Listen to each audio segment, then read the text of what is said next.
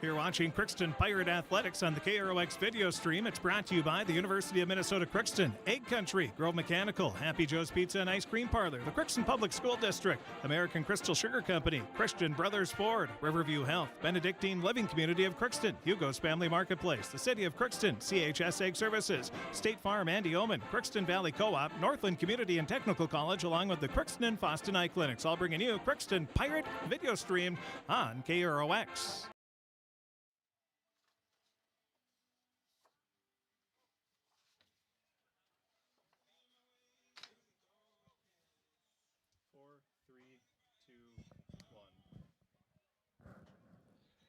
And welcome to KROX Field and KROX Radio Stadium as the Crookston Pirates get ready to host the Bagley Flyers in the final home game of the regular season and of the season for the Crookston Pirates. The Pirates will be on the road in the first round of the playoffs as they get ready to host the Bagley Flyers. Bagley, they are 4-2 on the season, having themselves a solid year and maybe doing a little better than maybe some expected coming into this season.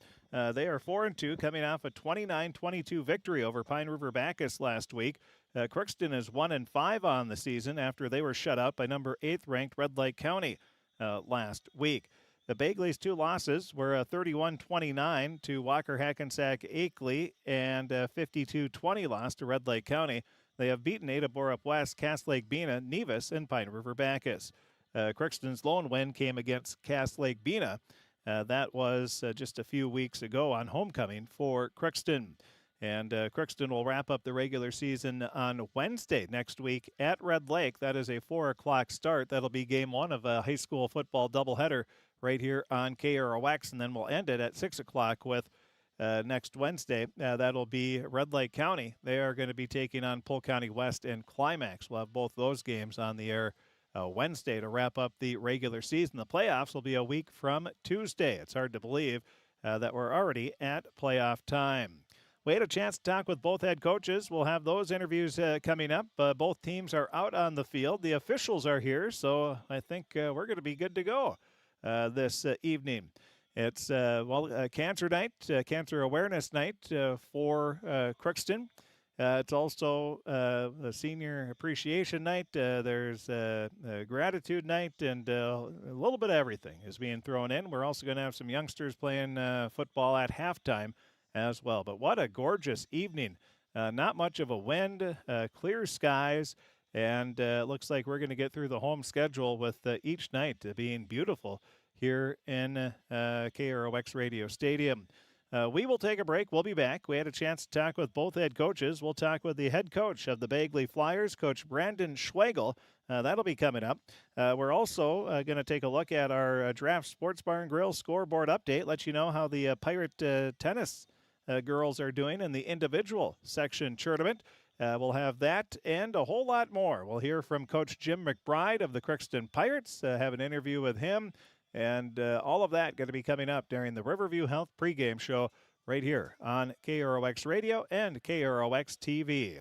We'll take a break. We'll be back and hear from the head coach of the Bagley Flyers, Coach Schwegel. That's going to be coming up next right here on KROX.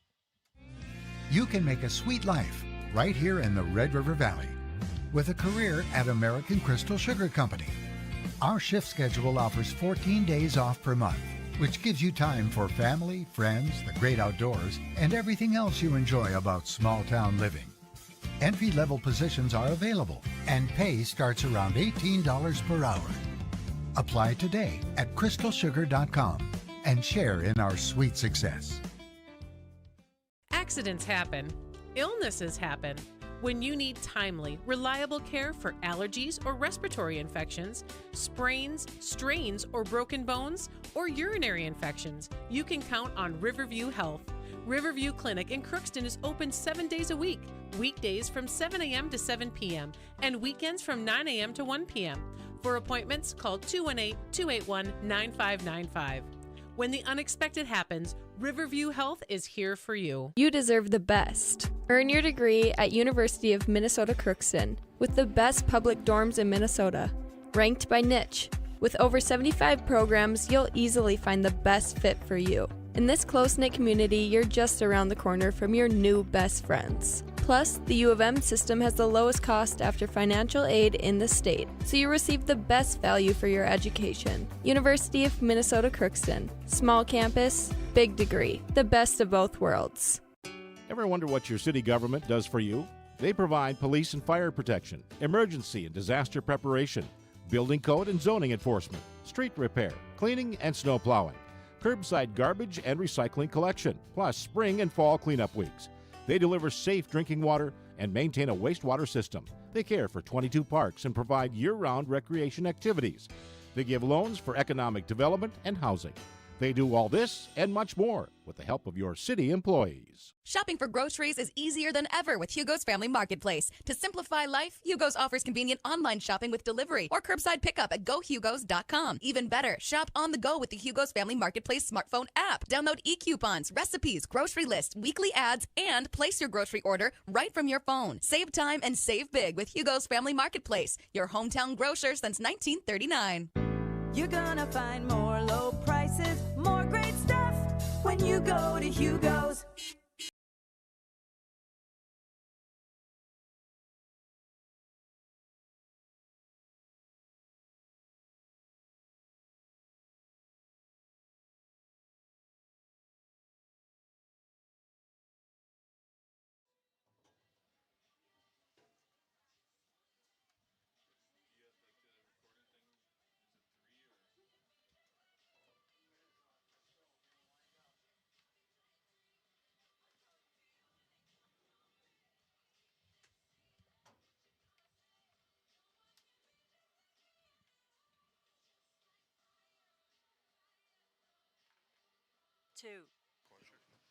We continue the Riverview Health pregame. Yesterday, 1.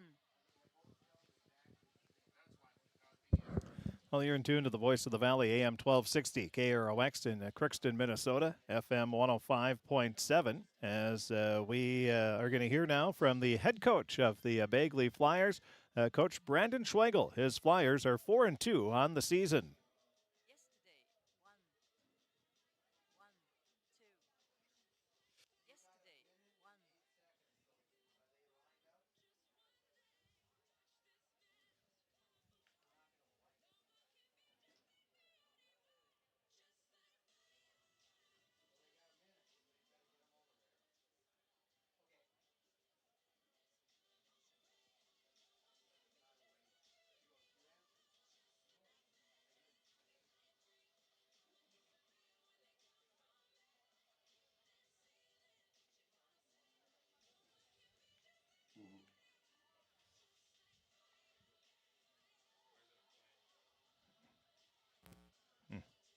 Well, that won't work, so we'll try it this way. And not sure what has happened there.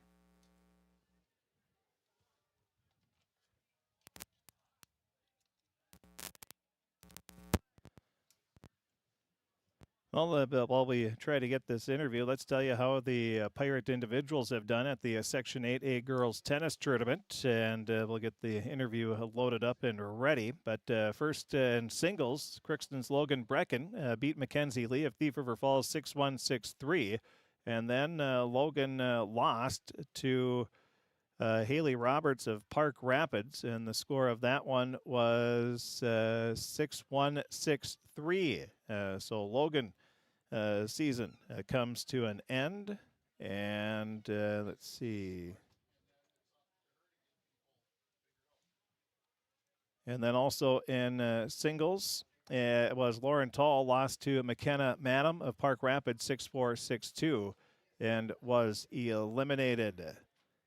And the doubles side of things, it was Emma LaPlante and Chloe Bull. They started strong by shutting out Isabel Lemkel and Chloe Philippi of Wadena Deer Creek in the first round, 6-0, 6-0. Then in the quarterfinals, they are playing Anna Helling and Brooke Schilling of Parker's Prairie. And as we take a look at the score for that one, That is, let's see. Well, no, the doubles are still playing. They started at about 5 o'clock, so they're still going.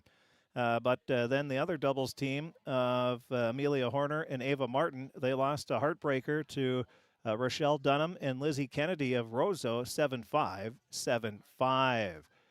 So again, if Bull and LaPlante, if they win, they would be playing in the semifinals tomorrow. If they lose, their season comes to an end. We'll keep you updated on that one as the evening progresses here. When their match is done, we'll pass that along. Well, again, we had a chance to talk with both head coaches, and for whatever reason, it wasn't playing back, so we're going to try the alternate method here as we will... Well, what we'll do is we'll just take a quick 30-second break, and we'll be back with Coach Schwegel coming up right after this. You've been waiting for a chance to do something that matters, something big, without a big price tag. Welcome to Northland Community and Technical College. Here you can have a big impact on a small campus, in classrooms that mirror today's workplace, with instructors who teach from experience and know you by name. You've been waiting for a place like this. Are you ready?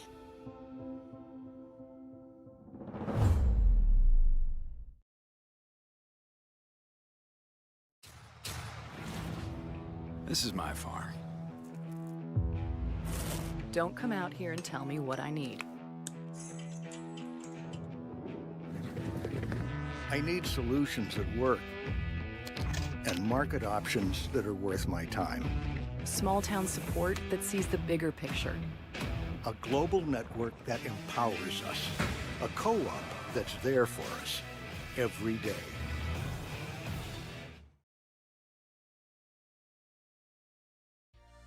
For all of your automotive service needs, call Christian Brothers Ford here in Crookston. We have a service team to handle all of your vehicle's needs. Does your vehicle pull to the right or left? Call and schedule an alignment today. Proper alignment saves gas and wear on your tires. We're here to take care of your vehicle repairs and maintenance. Call Christopher or Jersey in the service department at 281-1338. Make an appointment today with the service department at Christian Brothers Ford of Crookston, where we make it easy.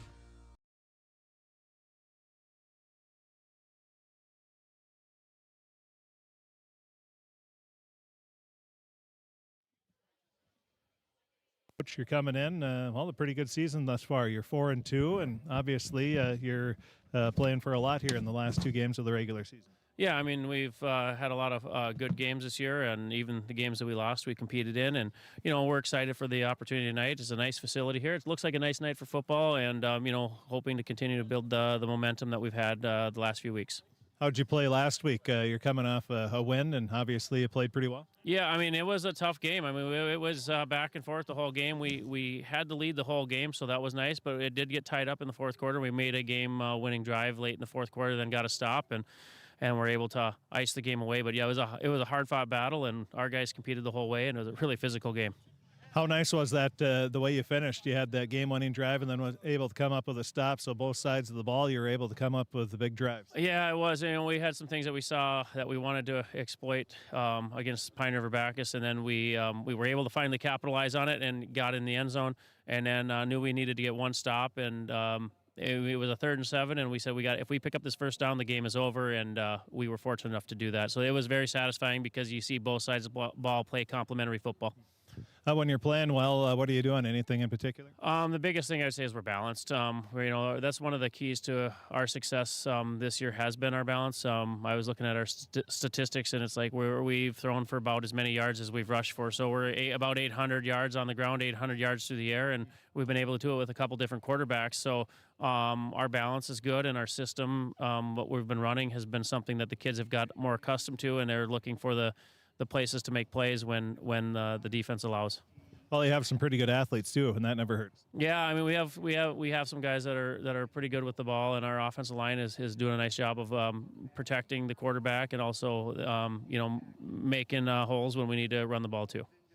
You get ready to take on Crookston. What do you know about them? Oh, I mean, they're scrappy. They play hard, and we know that we got to play our best game of football tonight because they got good players, and we're going to do our best to just execute. And I think the biggest thing is for us is we need to make sure that we take care of the football. We didn't do that as well as we would have liked to last week, and if opportunities present themselves to us when we're on the defensive side of the ball, we have to capitalize on any potential turnovers, and we didn't do that really well last week, and we need to do a better job of that this week.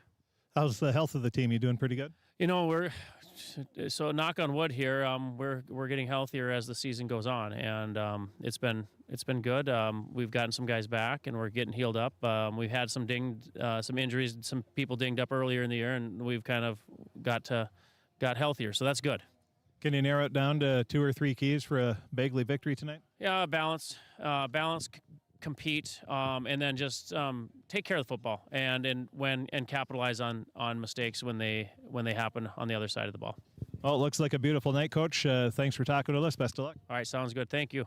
And that is the head coach of the Bagley Flyers, Coach Brandon Schweigel, and the Flyers are 4-2 on the season.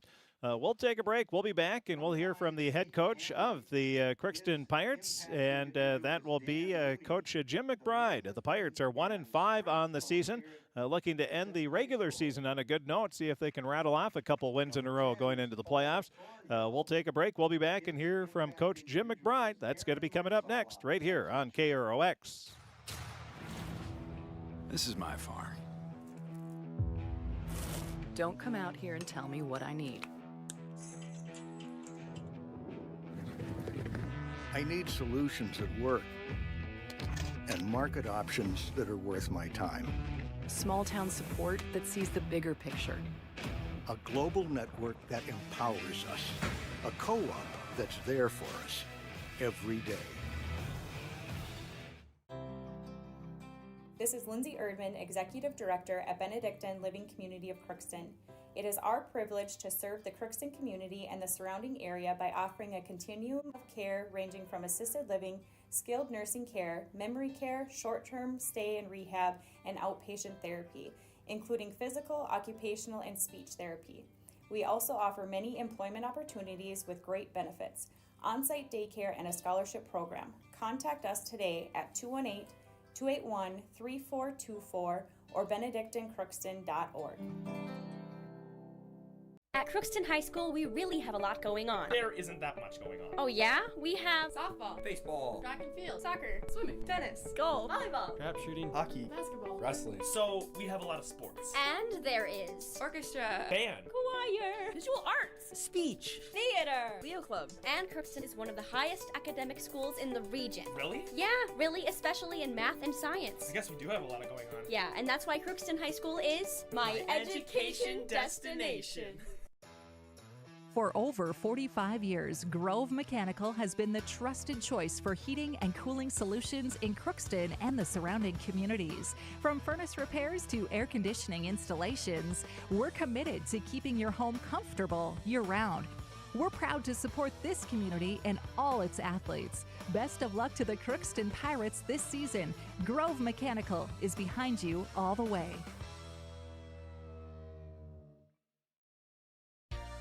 For all of your automotive service needs, call Christian Brothers Ford here in Crookston.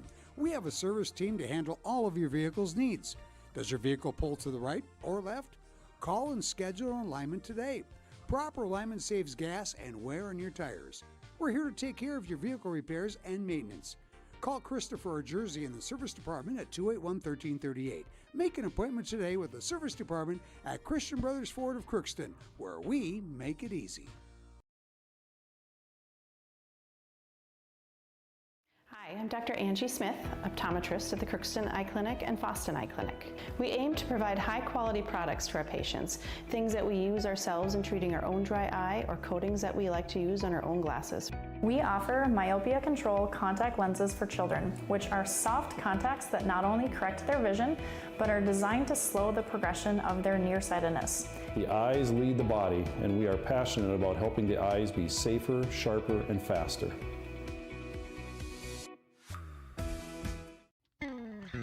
Crookston Valley Cooperative in Crookston is your full-service local agronomy dealer, delivering the products and services that you've come to expect.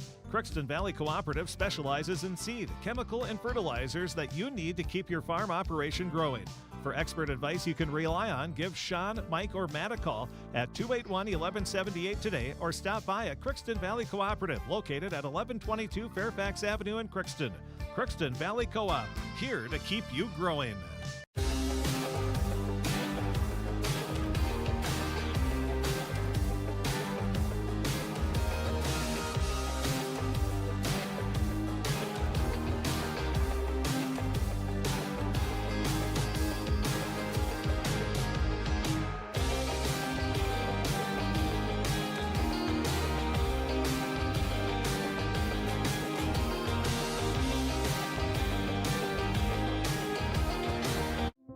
You've been waiting for a chance to do something that matters, something big without a big price tag. Welcome to Northland Community and Technical College. Here you can have a big impact on a small campus, in classrooms that mirror today's workplace, with instructors who teach from experience and know you by name. You've been waiting for a place like this. Are you ready?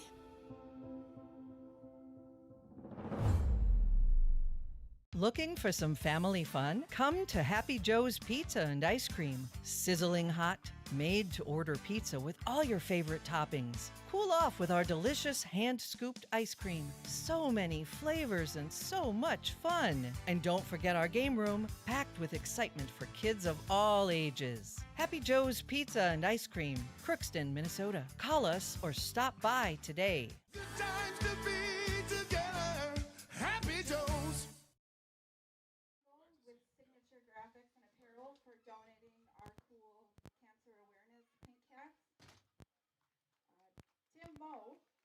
For your hard work with the graphics on the board throughout the game and any special requests we have. Walmart, thank you for your donation. And welcome back to KROX Radio Stadium as we're just about 18 minutes away from kickoff here as the Crookston Pirates host the Bagley Flyers. Well, we had a chance to talk with the head coach of the Crookston Pirates, Coach Jim McBride, and got his pregame comments, and here they are. We continue the Riverview Health pregame show on KROX as we talk with the head coach of the Crookston Pirates, Coach McBride. And Coach, coming off a loss last week, you ran into the number 8th ranked team in the state in Class A in Red Lake County. They were tough on the line. Oh, they were really tough, and we knew that going into that game that was going to be a real tough game. What did you see from your team that you did like?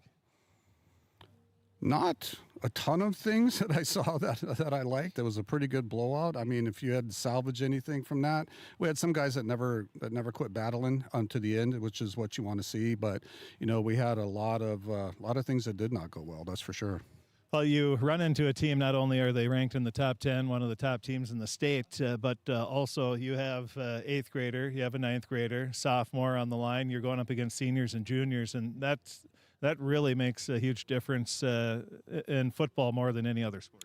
It does. And, if you watch those kids from when they're a freshman and a sophomore till they're a senior, the maturity level, the violence in which they play is marked. You can tell. And so you're taking those kids and you're trying to get them groomed up and ready to go to play at that level. And when you don't have a ton of numbers, that you don't have any other choice. And that's they're taking their lumps now, but I know this doesn't help the seniors this year, but in the future, in the next couple of years, you're going to have some pretty hard-nosed and linemen that have been through a lot of things, and they'll, I'm sure, be looking forward to doing a little payback to some of these teams. We talk about that a lot. I know we go on away games. A lot of the 8th graders ride with us. And, so last Friday we're the game. And so we take 3 and we get back on the bus and there's 4. And I'm like, where'd this kid come from? And it's like, well, we got a game tomorrow, so he's going to stay at so-and-so's house. And they're talking football to you, the whole way home. So those kids played 4 games last week in a week.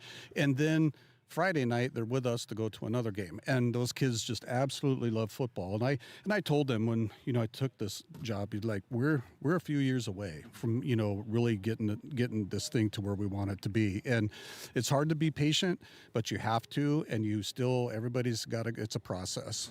I was just going to say it's the process, and that's what you're working on. But the process here is to finish the year strong and try to pick up a couple of wins going into the playoffs.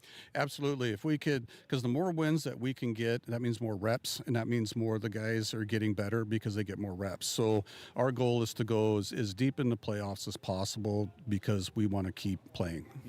And I would say this year it's probably one of the oddest years in 8AA outside of Barnesville. Well, Frazee looks like they're having a decent year, but outside of Barnesville, in which you won't have to play in the first round no matter what, everybody seems to be up and down. That's what I was talking to the kids about. I said, really, if you think about it, in Minnesota, how they play it is your regular season doesn't really mean a whole lot because everybody makes playoffs. So once you get to playoffs, where you get seeded, if you can seed not on the bottom but somewhere in the middle, then you're playing a team that's comparable. It gives you a chance for success that following week. You get ready to take on Bagley. What do you know about them? A lot. Coach Schwegel, their AD, great guy. Adam Broughton, their D coordinator, I've known him for years. Jordy that coaches for us, it's Adam's brother. And so we know a lot about those guys. Actually, we were just talking about 7-on-7s this summer and some things that we'll be participating with back and forth. So we know quite a bit about those guys. And they're 4-2. They've had some nice wins, and they've been very competitive in all their games. And it seems like they're able to throw the ball and run the ball. Yeah, they've done a lot of things well. I know it's been a challenging season for them, for certain, and but I think they're playing with that little bit of passion too because of that, and they've been able to pull off some nice wins.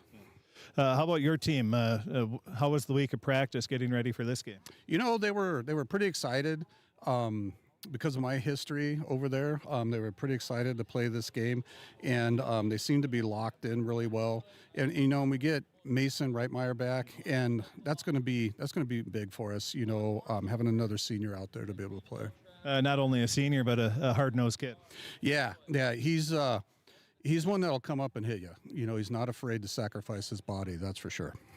The health of the team, how are you doing there? We're doing okay. We've had some shoulder injuries. Miko's got one now he's rebounding from. Zach has been having some ongoing issues, but I think he's doing okay now. We've had our, just like any football season, you have your boo-boos and owies through the season.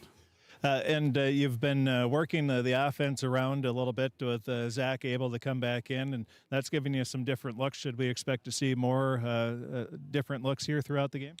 Always. You always want to put different wrinkles in, throughout the season, throw something at them that they haven't seen. Some might be drastic. Some are just small wrinkles that you do. So once you have the guys that you actually can do that, you want to throw some wrinkles in and be able to do that. We did that this week on both sides of the ball.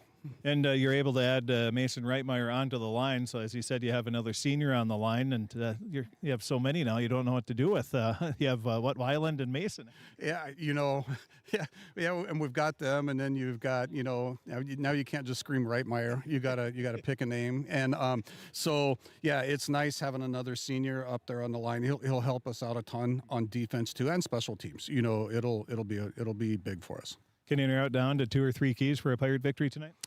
Defense. We've got to be able to stop that pass. The pass, when you watch them on film, they run a lot of double moves. They do a lot of things in the pass that makes it tough to defend. And then offensively, knowing Adam, they're going to blitz a lot and they're going to come at us. So we've been really working on picking up our blitzes and doing some things to help with that this week. Well, Coach, it's a beautiful night, and we wish you best of luck. Thanks for talking with us. You bet. Thank you. You have a good night. And that is the head coach of the Crookston Pirates, Coach Jim McBride, and his pregame comments right here on KROX. We will take a break. We'll be back, and we will take a look at the starting lineups. We'll also take a look at our draft sports bar and grill. Scoreboard update, all that and more is coming up right after this timeout on KROX.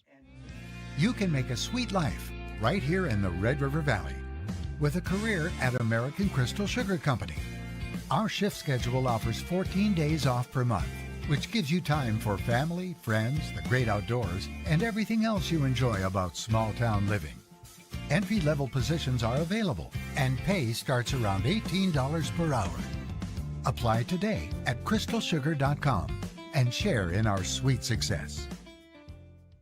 Accidents happen. Illnesses happen. When you need timely, reliable care for allergies or respiratory infections, sprains, strains, or broken bones, or urinary infections, you can count on Riverview Health. Riverview Clinic in Crookston is open 7 days a week, weekdays from 7 a.m. to 7 p.m., and weekends from 9 a.m. to 1 p.m. For appointments, call 218-281-9595. When the unexpected happens, Riverview Health is here for you. You deserve the best. Earn your degree at University of Minnesota Crookston with the best public dorms in Minnesota, ranked by niche. With over 75 programs, you'll easily find the best fit for you. In this close-knit community, you're just around the corner from your new best friends. Plus, the U of M system has the lowest cost after financial aid in the state, so you receive the best value for your education. University of Minnesota Crookston. Small campus, big degree. The best of both worlds. Ever wonder what your city government does for you? They provide police and fire protection, emergency and disaster preparation, building code and zoning enforcement, street repair, cleaning and snow plowing, curbside garbage and recycling collection, plus spring and fall cleanup weeks. They deliver safe drinking water and maintain a wastewater system. They care for 22 parks and provide year-round recreation activities. They give loans for economic development and housing. They do all this and much more with the help of your city employees. Shopping for groceries is easier than ever with Hugo's Family Marketplace. To simplify life, Hugo's offers convenient online shopping with delivery or curbside pickup at GoHugos.com. Even better, shop on the go with the Hugo's Family Marketplace smartphone app. Download e-coupons, recipes, grocery lists, weekly ads, and place your grocery order right from your phone. Save time and save big with Hugo's Family Marketplace, your hometown grocer since 1939. You're gonna find more low prices, more great stuff when you go to Hugo's. And welcome back to the KROX Radio Stadium, the final home game of the season for the Pirate football team as they host the Bagley Flyers. Bagley 4-2 on the season, Crookston 1-5. Let's take a look at our starting lineups, and we're going to take a look at the starters for the Crookston Pirates. They're going to go like this across the line. They will have Jackson Reitmeyer, a 5'11", 160-pound 8th grader. Nolan Johnson, a 6'3", 250-pound freshman. Lucas Helgeson, a 5'5", 150-pound sophomore. And then Casey Weiland, a 5'8", 180-pound senior. And Mason Reitmeyer, a 6 foot, 175-pound senior. At quarterback will be Tate Hamry, a 6'4", 220-pound senior. At wide receiver will be Dexter Janik, a 5'10", 130-pound senior, and Mauricio Arriaga, a 5'2", 115-pound sophomore. And then Zachariah Ali, a 5'10", 160-pound sophomore. Jaron Knutson, a running back, a 5'5", 155-pound senior, and Jose Arriaga, a 5'5", 155-pound senior. We'll take a break. We'll be back and have the opening kickoff and our scoreboard update and the national anthem all coming up next here on KROX. This is my farm. Don't come out here and tell me what I need. I need solutions that work and market options that are worth my time. Small town support that sees the bigger picture. A global network that empowers us. A co-op that's there for us every day. This is Lindsay Erdman, Executive Director at Benedictine Living Community of Crookston. It is our privilege to serve the Crookston community and the surrounding area by offering a continuum of care ranging from assisted living, skilled nursing care, memory care, short-term stay and rehab, and outpatient therapy, including physical, occupational, and speech therapy. We also offer many employment opportunities with great benefits, on-site daycare, and a scholarship program. Contact us today at 218-281-3424 or benedictinecrookston.org. At Crookston High School, we really have a lot going on. There isn't that much going on. Oh yeah? We have softball, Baseball, track and field, soccer, swimming, tennis, golf, volleyball, trap shooting, hockey, basketball, wrestling. So we have a lot of sports. and there is orchestra, Band, choir, visual arts, speech, theater, Leo Club. And Crookston is one of the highest academic schools in the region. Really? Yeah, really, especially in math and science. I guess we do have a lot of going on. Yeah, and that's why Crookston High School is my education destination. For over 45 years, Grove Mechanical has been the trusted choice for heating and cooling solutions in Crookston and the surrounding communities. From furnace repairs to air conditioning installations, we're committed to keeping your home comfortable year-round. We're proud to support this community and all its athletes. Best of luck to the Crookston Pirates this season. Grove Mechanical is behind you all the way.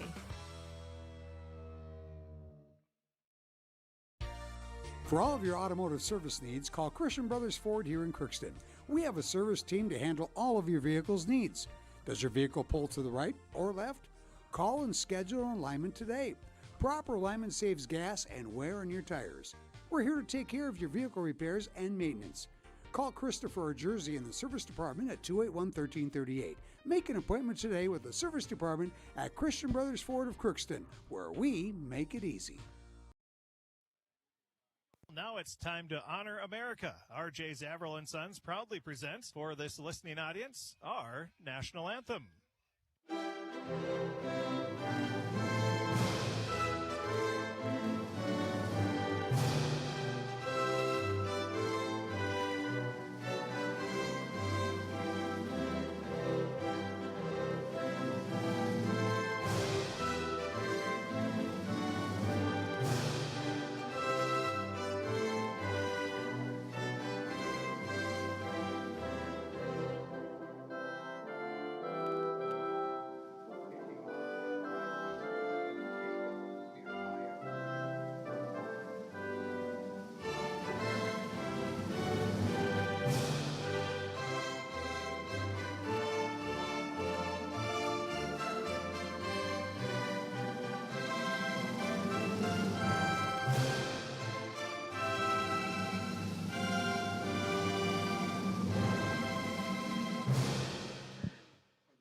And head coach Bruce Erdman and coach heck of a ball game. And we are ready to go as the Crookston Pirates take on the Bagley Flyers. Jacob Biermeier's kick is going to be taken by the Flyers. They return it all the way up to the 47-yard line, and we are going to have a 1st and 10 for Bagley from their own 47.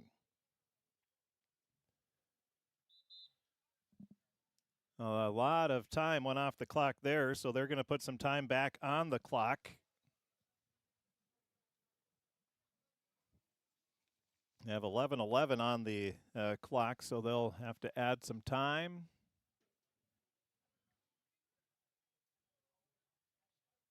And 11:48 on the clock. And we're ready to go. Flyers, they are going to hand it off. No, actually, it's going to be a quarterback keeper right up the middle, and that's going to be Gunnar Nolan, who's going to get across the 50-yard line and the 45 all the way down to the 38-yard line, and that is going to be a gain of, well, they'll mark it at the 37, so that'll be 13, and 16-yard carry for the quarterback, Connor Nolan, right away, and it's a 1st down. So a good start for Bagley. First carry goes for 16 yards. Now it'll be 1st down and 10. Man goes in motion. This time a handoff right to the right side. There's not much room there for Micah Tram, and he's going to get a gain of about 2, maybe 3 yards on the play. So 2 carries for a total of, we'll call it a little over 2, so we'll just call it 2 yards. So 2 carries, 1 by the cornerback Nolan and 1 by Tram. Johnson in on the tackle for Crookston, the freshman. Out of the shotgun now will be Nolan. He has a man in motion going from left to right. Now dropping back. Nolan fires a pass as a receiver over on the near sideline, but overshoots him. And that's going to be an incomplete pass. That'll bring up third down. And it'll be third down and about 8 yards. Again, the ball at the 35-yard line. And the Pirates in their navy blue uniforms with the yellow numbers and white trim. They're most of them wearing the pink socks for the cancer awareness game. And a Bagley in the familiar maroon, white, and yellow. They have the maroon pants with the white jersey top, maroon numbers, yellow trim. Now going up the middle. Nolan's going to keep it, breaks a couple tackles, gets across the 30 all the way down to about the 25-yard line. And that's going to be a 10-yard carry for Gunnar Nolan. He has 2 carries for 26 yards, and that is another Bagley first down. So Bagley has the first down, and we're going to have a timeout called on the play. So 10:09 remaining. We'll keep it here, and we're going to go through our Draft Sports Bar and Grill scoreboard update. Draft Sports Bar and Grill. They have what you need. They have a little bit of everything on the menu. They have soups, salads. They have their award-winning chili. They have pastas. They have burgers. They have steak, ribs, and again, a little bit of everything, desserts, and so much more. Draft Sports Bar and Grill in Crookston, right next to the Crookston Sports Center. And, well, we can see drafts here from the press box. But Brenton and Jasmine Melsha and the crew, always happy to serve up some good food for you. And make sure to stop by and grab a bite to eat maybe this weekend as well. As we take a look at the results, first in tennis, we're still waiting for that last doubles match to, or the semifinals to wrap up. And so far, we haven't got an update on that, but we'll run through that. Well, it looks like they just updated it here. And Emma LaPlante and Chloe Bowl lost 1-6, 6-1, 6-2. So they lose a 3-setter to the duo from Parker's Prairie. And we're going to have a false start penalty on Bagley. That'll push him back 5 yards. That'll be the first penalty in the game, and that's going to be first down and 15 now.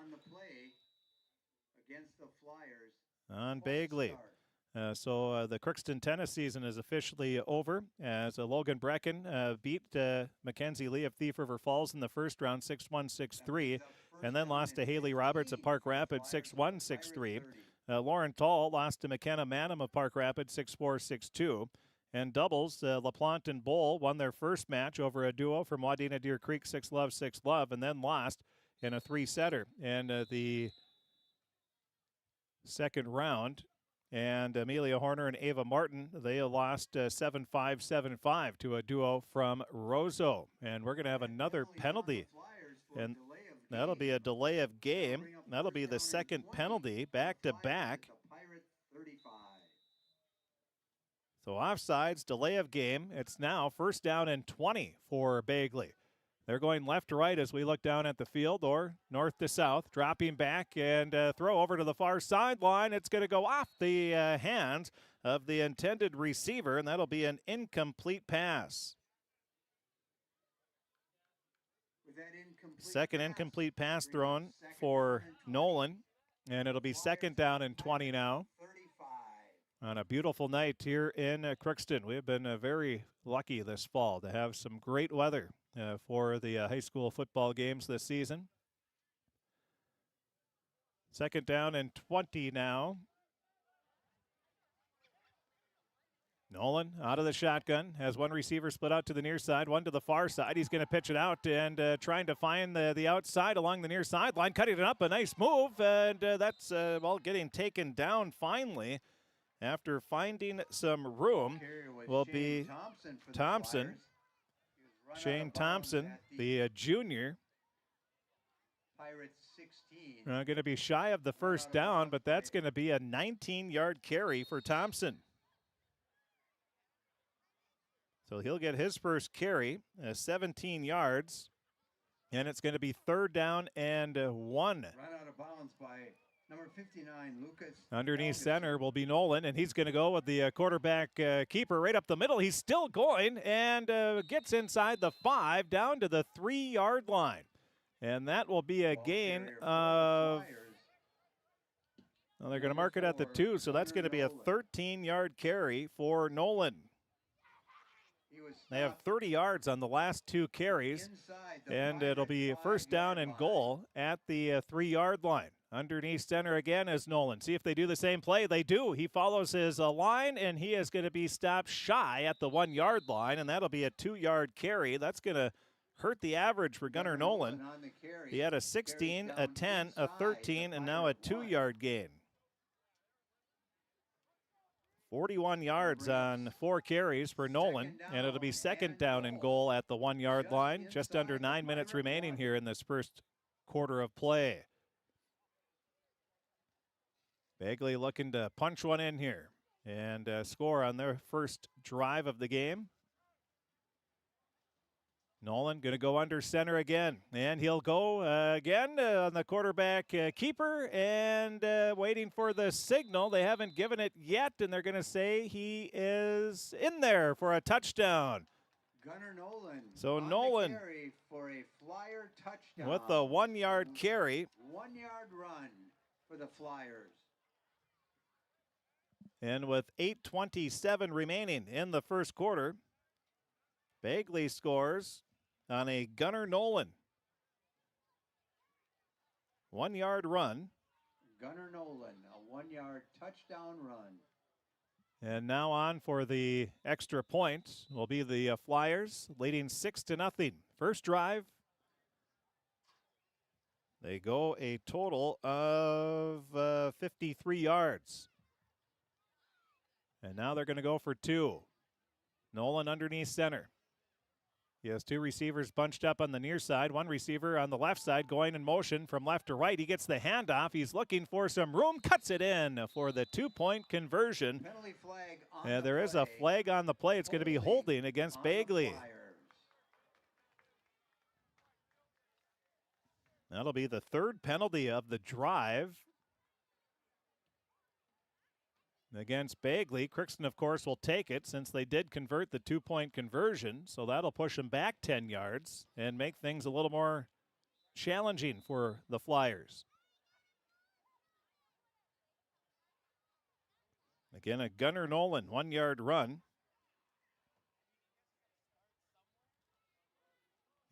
Nolan has 42 yards on 5 carries. Flyers are attempting a 2-point. And now going for the 2-point conversion. Try number 2. Nolan drops back to pass. He fires over to the near sideline, and it's going to be dropped. It went just over the hands of the Pirates' Dexter Janik. And maybe he did get a piece of it because the Flyer receiver wasn't able to haul it in. And the pass fails, and it's 6-0 as the Bagley Flyers go 53 yards on 1, 2, 3, 4, 5, 6, 7, 8, 9. So it was a 9-play, 53-yard drive. And Bagley takes a 6-0 lead, and now they'll get ready to kick it off. 42 yards on the ground for Nolan. 17 on the ground from Thompson, and 2 from Micah Tram. And they were 0 for 2 passing. They also had 2 penalties for 10 yards on that drive as well.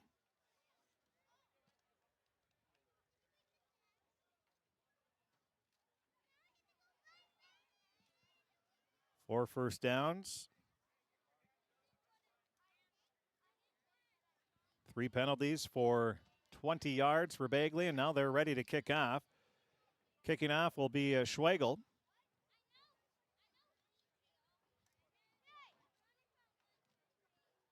Schwegel ready. And the right-footed end-over-end kick is going to be scooped up by the Pirates, looking for some room along the near sideline, and getting wrapped up and brought down at about the 33-yard line. Was the Pirates return man, by number 1, and that was Ian DeLeon, and he's taken down at the 33-yard line, about an 11-yard return. And the Pirates will have it first and 10 at their own 33-yard line. 8:17 remaining in the first quarter. Crookston trailing 6-0. They have the ball for the first time. Underneath center. Pirates have a man in motion, faking the handoff and keeping it is going to be a Hamry. Hamry lowers his shoulder, runs over a Bagley tackler, and gets up to the 45-yard line, and that'll be a 12-yard carry for Hamry and a first down. Good start for the Pirates. And coming in on the tackle is Shane Thompson for Bagley. It'll be first down and 10. So right away they just have Hamry. He takes it.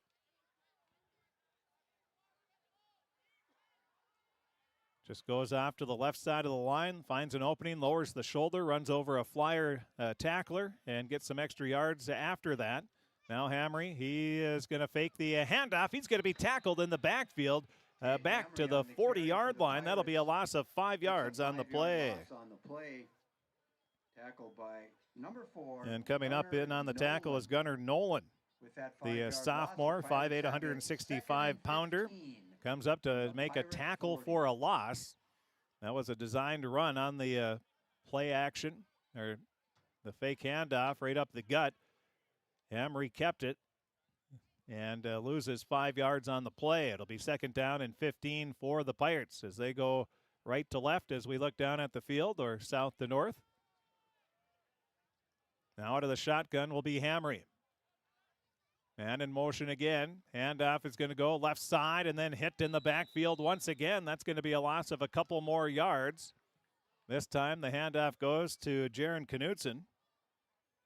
That'll be a loss of 2 more yards. Jaron Knutson picked up 3 yards on the play. So the Pirates gained 12 on the first play. They've lost 7 on the next 2.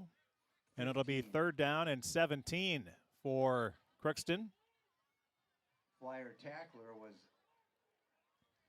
bringing the play into the huddle are the Pirates.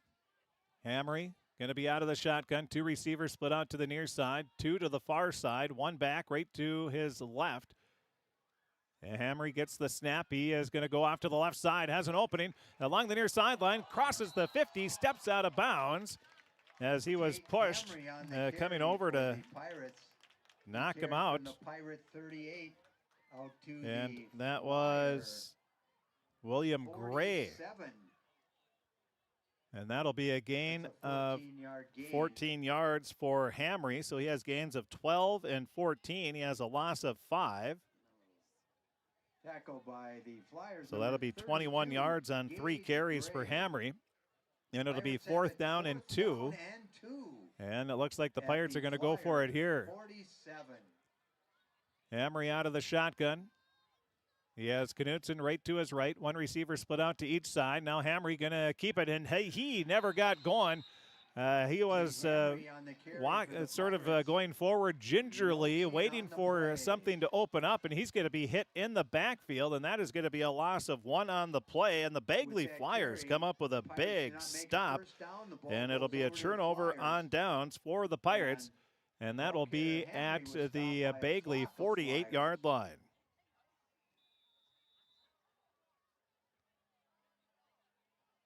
We're almost halfway through this first quarter of play, and the Pirates churn it over on downs. 48.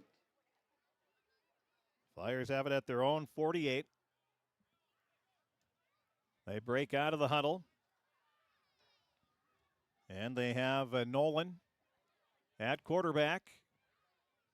He's out of the shotgun, has a back right to his right. Now a man in motion from left to right. He's going to pitch it over to the near side, and then getting pushed out of bounds is going to be Gage Gray after he crosses the 50 up to the Pirate 49-yard line. There is a penalty marker. Oh, and there is a flag on the play. And we'll wait to see what the official has to say. Nope. Was there no? I guess there's no flag.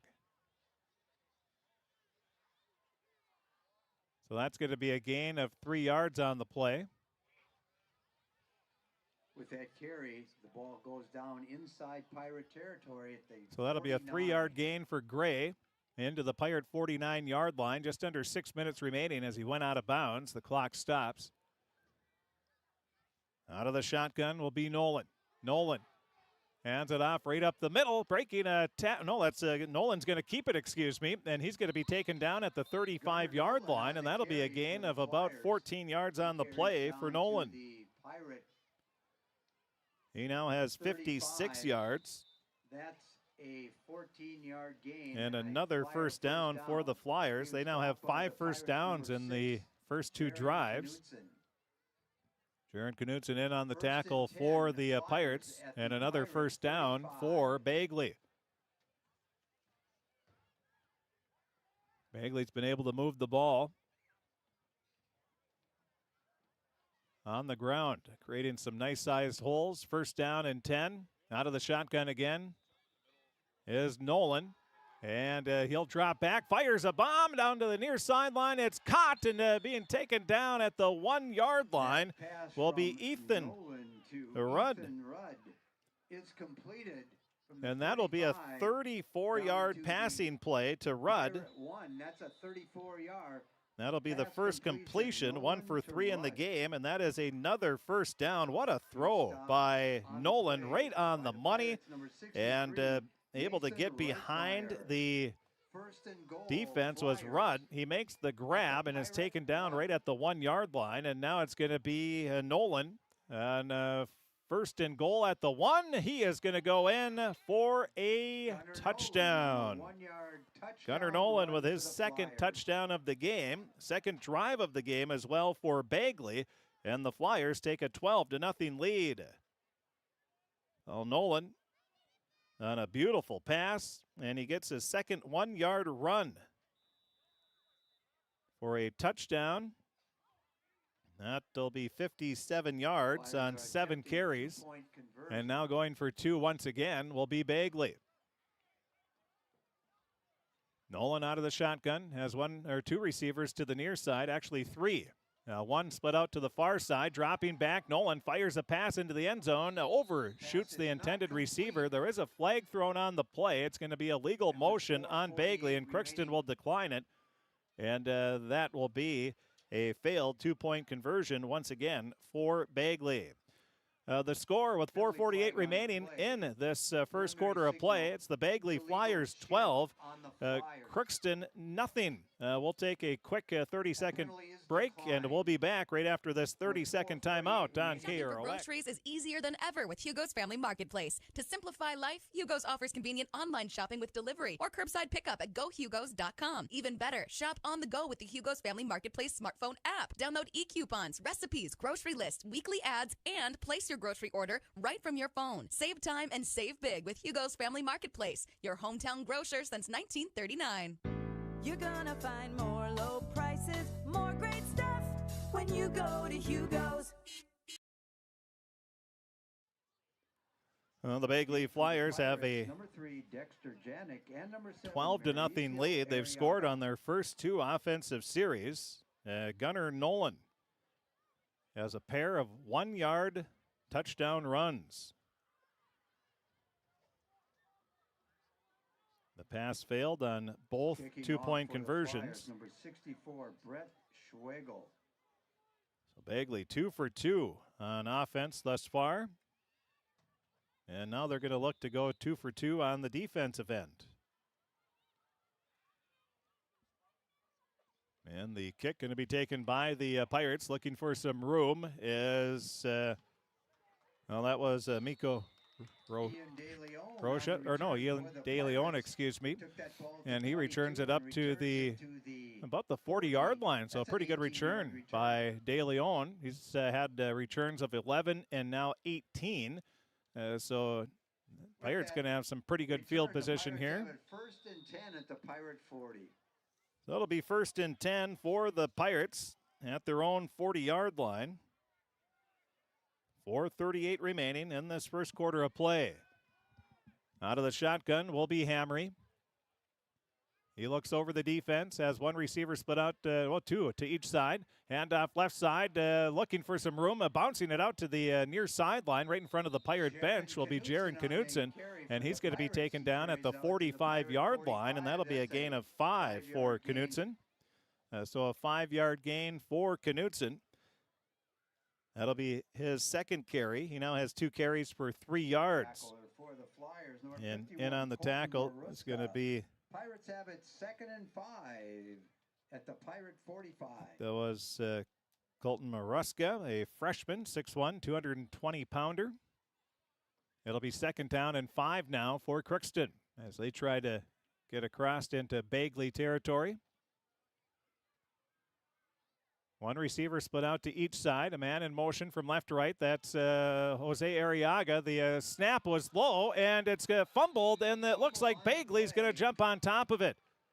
Hamry wasn't able to scoop the ball up. It was a low snap, and the Flyers are going to recover the fumble. 37. So the Pirates turn it over with 3:43 remaining, and Bagley is setting up to blow this game open. So they'll be at the Crookston. Well, we'll see where they're going to mark it, but we do have an injury. It's going to be at the 37-yard line. 3:43 remaining in this first quarter, and Bagley's going to have an opportunity to go up by 3 scores here. And there is an injured Pirate on the field. So with 3:43 remaining in this first quarter of play on the Draft Sports Bar and Grill scoreboard update, we'll again run through the tennis results for you. The Pirates tennis season comes to an end at the section individual tournament as Logan Brecken. She won her first round match, beat Mackenzie Lee of Thief River Falls 6-1, 6-3. And then lost to Haley Roberts of Park Rapids 6-1, 6-3 in the quarterfinals and was eliminated. Lauren Tall, the 8th grader, lost to McKenna Madam of Park Rapids 6-4, 6-2 and was eliminated. In doubles, Emma LaPlante and Chloe Bull, they started strong. They shut out their opponent, Isabel Lemcole and Chloe Philippi of Wadena Deer Creek 6-0, 6-0. And then in the quarterfinals, they lost to Anna Helling and Brooke Schilling of Parker's Prairie, and that score was Crookston, the duo, won the first match, or first set, 6-1, and then lost 6-1, 6-2. And Bull and LaPlante were eliminated, the 2 seniors. So again, that was 1-6. 6-1 and 6-3, and they were eliminated. And then the other doubles team of Amelia Horner and Ava Martin, they lost their first round match to Rachel Dunham and Lizzie Kennedy of Roseau 7-5, 7-5, and were eliminated as well. So the injured Pirate is walking off on his own power, we're happy to say. And both Dr. Canton and Dr. Lucas Biermeyer helping the Pirate that was injured. Looks to be an arm, maybe shoulder injury for the injured Pirate. And that is Jaron Knudsen that is injured. So now Bagley has it, 1st down and 10 at the Pirate 37-yard line. Nolan, he's looking to pass, finds a receiver right over on the near sideline. That's going to be a pass of about 7 yards. They will not give him forward progress as the catch is made by Thompson. That'll be his first reception. Pirate tackler on the play. And well, he went back a little bit, so no forward progress. They'll give him a gain of about 3 yards. So that'll be a 2nd down and 7 at the 34. And Mason Reitmeyer in his first game of the season in on the tackle. 2nd down and 7. Nolan out of the shotgun. Man in motion from left to right. Handoff goes right up the gut, breaking a couple tackles, breaking some more, getting through somehow inside the 25 down to about the 23. That was Micah Tram. He gets 11 yards on the carry, and that will be another Bagley 1st down. That ball carrier takes it down to the Pirates. So 14 yards on 2 carries, 2:37 and counting left in this first quarter of play on the Draft Sports Bar and Grill scoreboard update. Bagley leading 12-0, and they're looking to add some more. It'll be 1st down and 10 for Bagley. Nolan out of the shotgun. As a man in motion from right to left. He's going to fake the handoff, goes right up the middle, runs into a Pirate, and then bounces off to the left, gets inside the, right at the 20. And that's going to be a gain of 3 yards. That'll be 60 yards on 8 carries now for the quarterback, Nolan. That's a 4-yard carry. Yeah, we'll give him 4, I guess, so that's 61 yards. For the Flyers, just inside the Pirate 20. So 18 yards on 3 carries on this drive for Bagley as they look to punch another one in here. They lead 12-0, trying to take advantage of the fumble for the Pirates. Now it's going to be a pitch over to the near sideline. Looking for some room is Thompson. Thompson keeps going along the near sideline, tight ropes his way all the way down, and it's going to be in for the touchdown. Number 3, Cameron Thompson. Cameron Thompson, his first carry, a 19-yard touchdown run. And with 1:33 remaining in this first quarter of play, Bagley takes an 18-0 lead. Cameron Thompson along the near sideline, scampers in for 19 yards. We'll have a sideline warning on the Pirates. That penalty flag is a sideline warning on the Pirates. Now going for 2, leading 18-0 will be Bagley. Flyers attempting. They've had 3 offensive series. They've scored on all 3. Now out of the shotgun is Nolan. He's dropping back to pass. He's going to lob it, has somebody wide open. Oh, it's dropped. It was intended for Tram, but the pass fails for the 3rd time. And the Bagley Flyers lead by a score of 18-0 with 1:33 remaining. We'll be back with the Bagley kickoff coming up right after this 30-second timeout. Accidents happen. Illnesses happen. When you need timely, reliable care for allergies or respiratory infections, sprains, strains, or broken bones, or urinary infections, you can count on Riverview Health. Riverview Clinic in Crookston is open 7 days a week, weekdays from 7 a.m. to 7 p.m., and weekends from 9 a.m. to 1 p.m. For appointments, call 218-281-9595. When the unexpected happens, Riverview Health is here for you.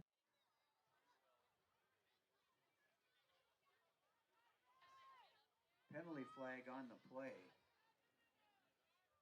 Penalty Well, we'll have. on the Pirates. Unsportsmanlike. We're going to have a penalty called on Crookston. We're going to have unsportsmanlike conduct, and that's going to push. Is that going to be assessed on the kickoff here? Well, you can't be having that happen.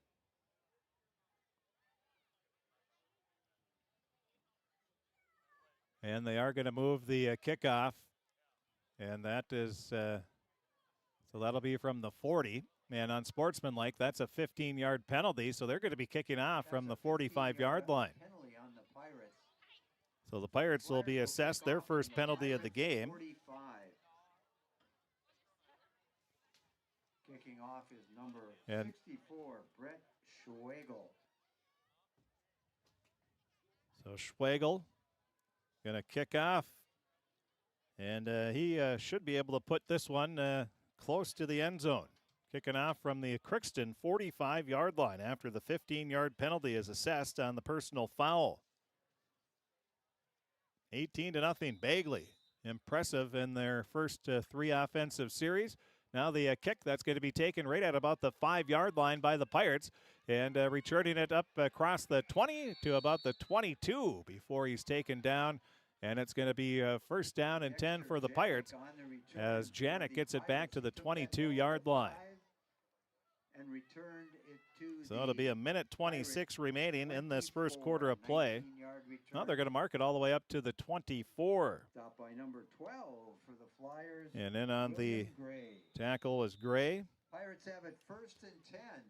Crookston has some work to do here, trailing 18-0, 1:26 remaining in the first quarter of play. See if they can get a sustained drive. Their first drive was their best. They had 1, 2, 3, 4. They had 5 plays, or 6 plays, and they turned it over on downs. Then they had a 5-yard gain before fumbling the ball on their second series. Now, Well, it looks like the Pirates, they have a new quarterback in, and that is going to be Zachariah Ali, and he is going to be tackled for a big loss. There was a Bagley Flyer coming right through, and that's going to be a loss to the 16-yard line. That's going to be a loss of 8 yards on the play for Ali. So the Pirates going the wrong way on that first play of the series with 1:23 and counting remaining in this first quarter on the Draft Sports Bar and Grill scoreboard update.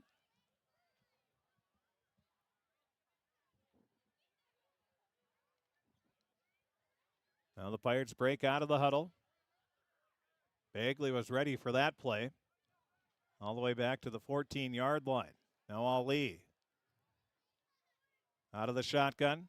He's going to run it right up the middle. There's not much room there, and I don't know if he got back to the line of scrimmage. Now it looks like they're going to mark it up to the, just across the 15, up to the 16, so that'll be a 2-yard carry for Ali. And in on the tackle will be Dominic Thompson, the 6', 232-pound senior. And it'll be third down and a long way for the Pirates as they're going to call a timeout with 36 seconds remaining in this first quarter of play. So we'll take a timeout as well. It's Bagley leading Crookston 18-0 in high school football action. We'll take a break. We'll be back right after this timeout on KROX. This is my farm. Don't come out here and tell me what I need.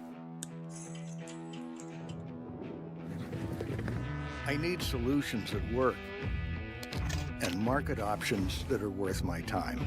Small town support that sees the bigger picture. A global network that empowers us.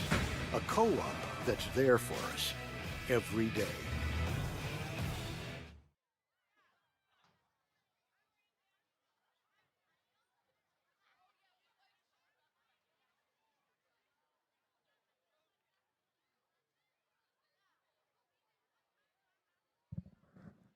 After the timeout, the Pirates break out of the huddle. Bagley leading 18-0. Resuming play, the Pirates will have it third down and 17 at KROX Radio Stadium. Pirates will wrap up the regular season Wednesday when they travel to Red Lake. That has been moved to a 4 o'clock start on Wednesday. Then after that, at 6 o'clock, we will have Polk County West hosting Red Lake County and their final game of the regular season. Now Ali drops back to pass. He throws over to the far sideline. That's going to be incomplete. 0 for 1 in the game passing are the Pirates. And it's going to be fourth down and 17, and the Pirates are going to have to punt it away here. So the Pirate punter, who are they going to bring in here? It looks like we will have, is that Biermeyer? Looks like he's going to come in to punt.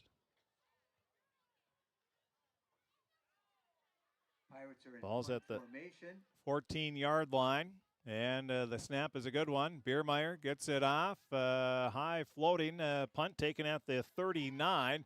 And looking for some room along the near sideline. Hamry's able to trip up the return man for the Flyers. And they're going to say he's down at the 31-yard line, so that'll be a return of about 8 yards on the play. So Mauricio Arriaga is able to finish off the tackle.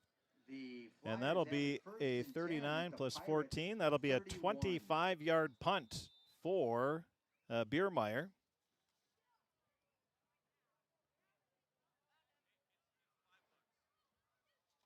It'll be first down and 10 and another short field for the Flyers.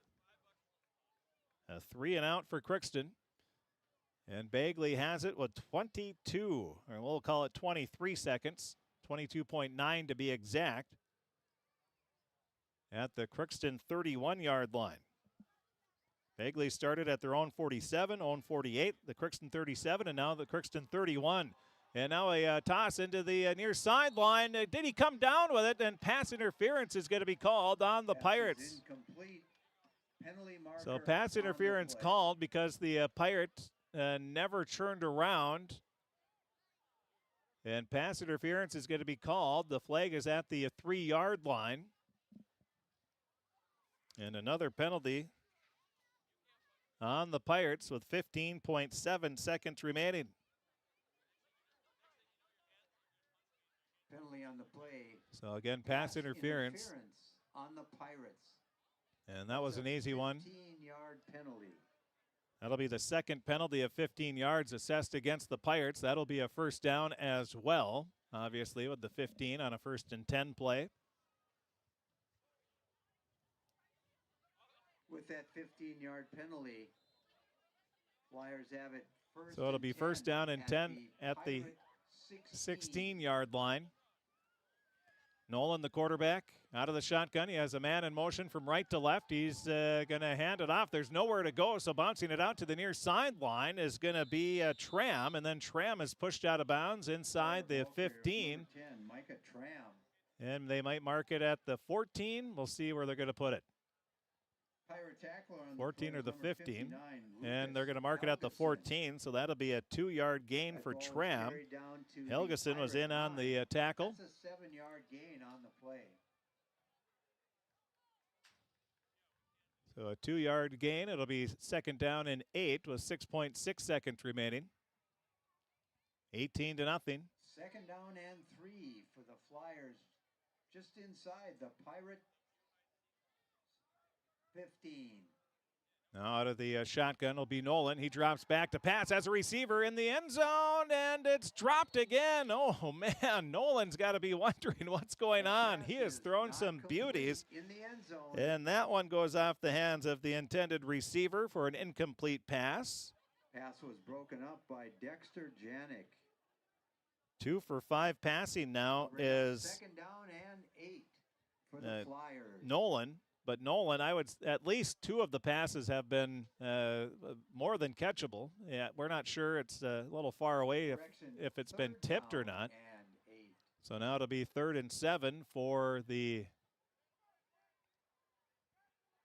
Bagley Flyers. 1 second left in the first quarter. This will be the last play of the quarter. Now Nolan, he's going to tuck it in, and he runs right up the middle. He's still going, twisting down inside the 5 to about the 2-yard line. And that is going to be a gain of 12 yards for Nolan. He now has 73 yards on 9 carries, and that will be another first down for Bagley. That'll be their 8th of the quarter. And that is the first quarter. On the Draft Sports Bar and Grill scoreboard update at the end of the first quarter of play, it's the Bagley Flyers 18, the Crookston Pirates 0. We'll be back with the second quarter of play coming up right after this timeout on KROX. Hi, I'm Dr. Angie Smith, optometrist at the Crookston Eye Clinic and Foston Eye Clinic. We aim to provide high-quality products to our patients, things that we use ourselves in treating our own dry eye or coatings that we like to use on our own glasses. We offer myopia control contact lenses for children, which are soft contacts that not only correct their vision, but are designed to slow the progression of their nearsightedness. The eyes lead the body, and we are passionate about helping the eyes be safer, sharper, and faster.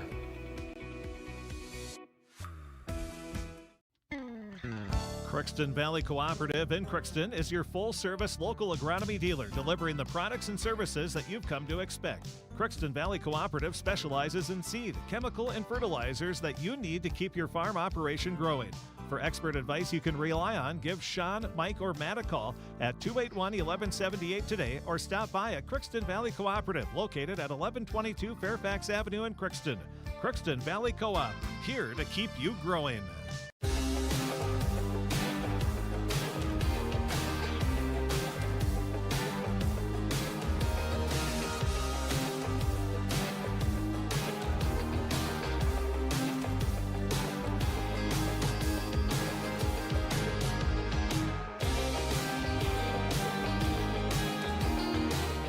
On their first 3 offensive series, and now they're on their 4th series of the game, and they're looking to start the second quarter with another score.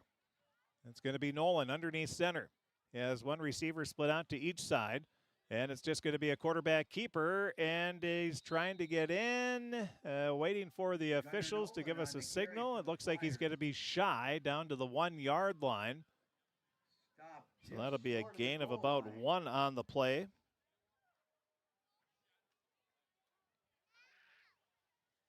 And now it will be 2nd down and goal at the 1 yard line. 78, Nolan Johnson. Flyers already lead 18 to nothing. Flyers.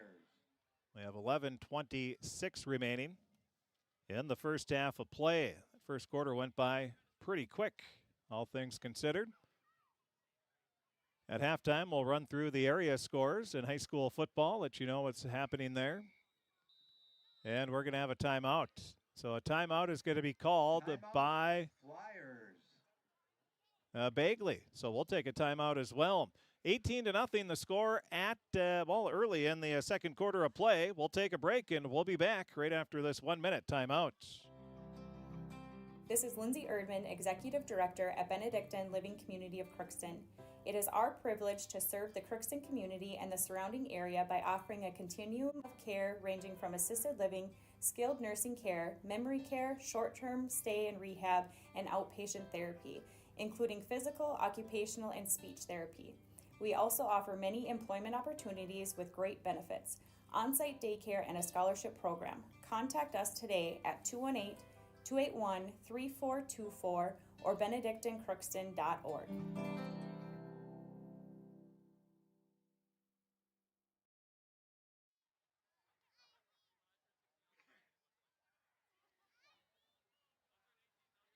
Returning the play, the Flyers have it 2nd and goal inside the Pirate 1.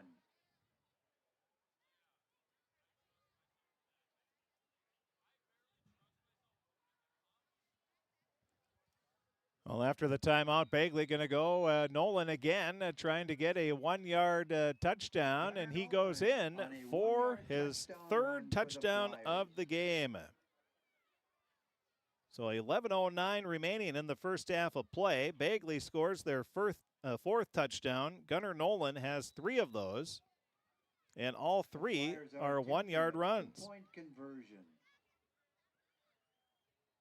And now they're going to go for 2 once again. They're 0 for 3 on 2-point conversions, Bagley is. Out of the shotgun, Nolan drops back. He fires over the middle, overshoots the intended receiver, and the pass fails for the 4th time. With 11:09 remaining. So 11:09 remaining in the first half of play. It's Bagley 24, Crookston nothing with 11:09 remaining. And we'll take a break. We'll be back right after this 30-second timeout.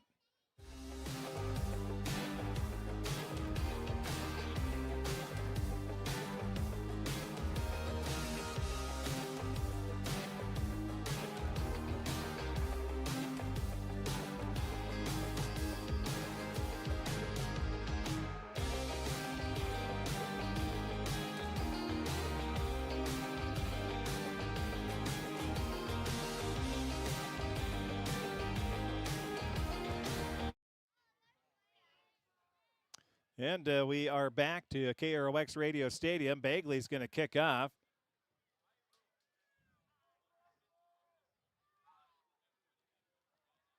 Bagley kicking off from right to left or south to north.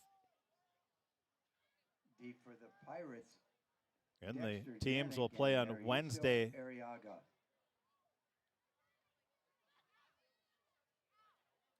Well, the teams will play Wednesday to wrap up the regular season, and then the playoffs will start a week from Tuesday. Now a nice high end-over-end kick. That's De Leon not able to grab it. Picking it up will be Janik, and Janik is going to be tackled out of bounds at about the 22-yard line, where it'll be 1st and 10. Boy, good downfield coverage and a nice high kick there by the kicker Schwegel. Cameron Thompson. And Thompson Cameron in on the tackle. It'll be 1st and 10 at the 22-yard line. 11:09 remaining. No time went off the clock on that one somehow. It'll be 1st down and 10.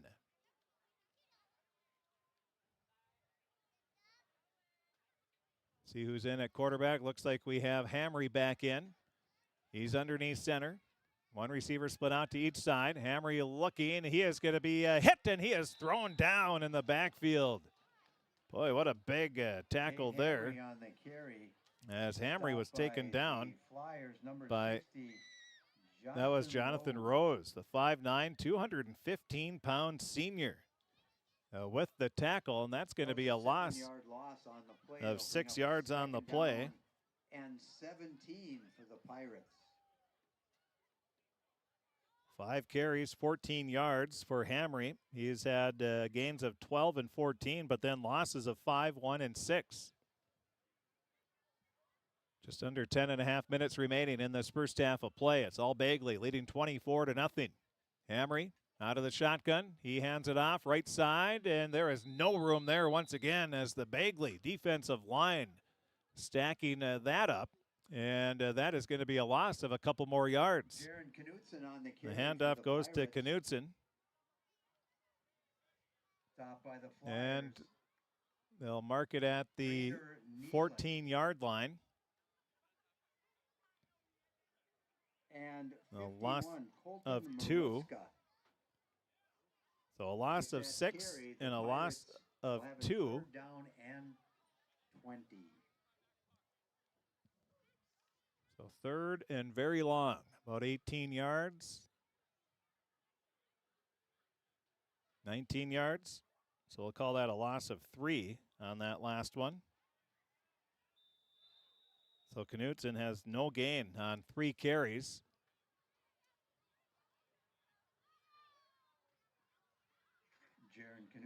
And Knutson gets the handoff. And he's going to have about no gain on the play. 51, Colton Maruska. That'll bring up 4th down for the And it'll be 4th down and 19 for the Pirates, as there will have to punt it again. Knutson is back out there. And the punt is going to be taken at the 35-yard line, and coming up and making the grab and maybe going all the way. Thompson, he goes to cut, and he slips at the 6-yard line. Number 7, Shane Thompson. He took that ball at the Pirate 40 and returned it down to the Pirate So that will 6. be That's a 34-yard return. Flyers will have it punt first of, and goal. was that the 17? At the So Pirate that'll be a 6. 23-yard punt for Knutson.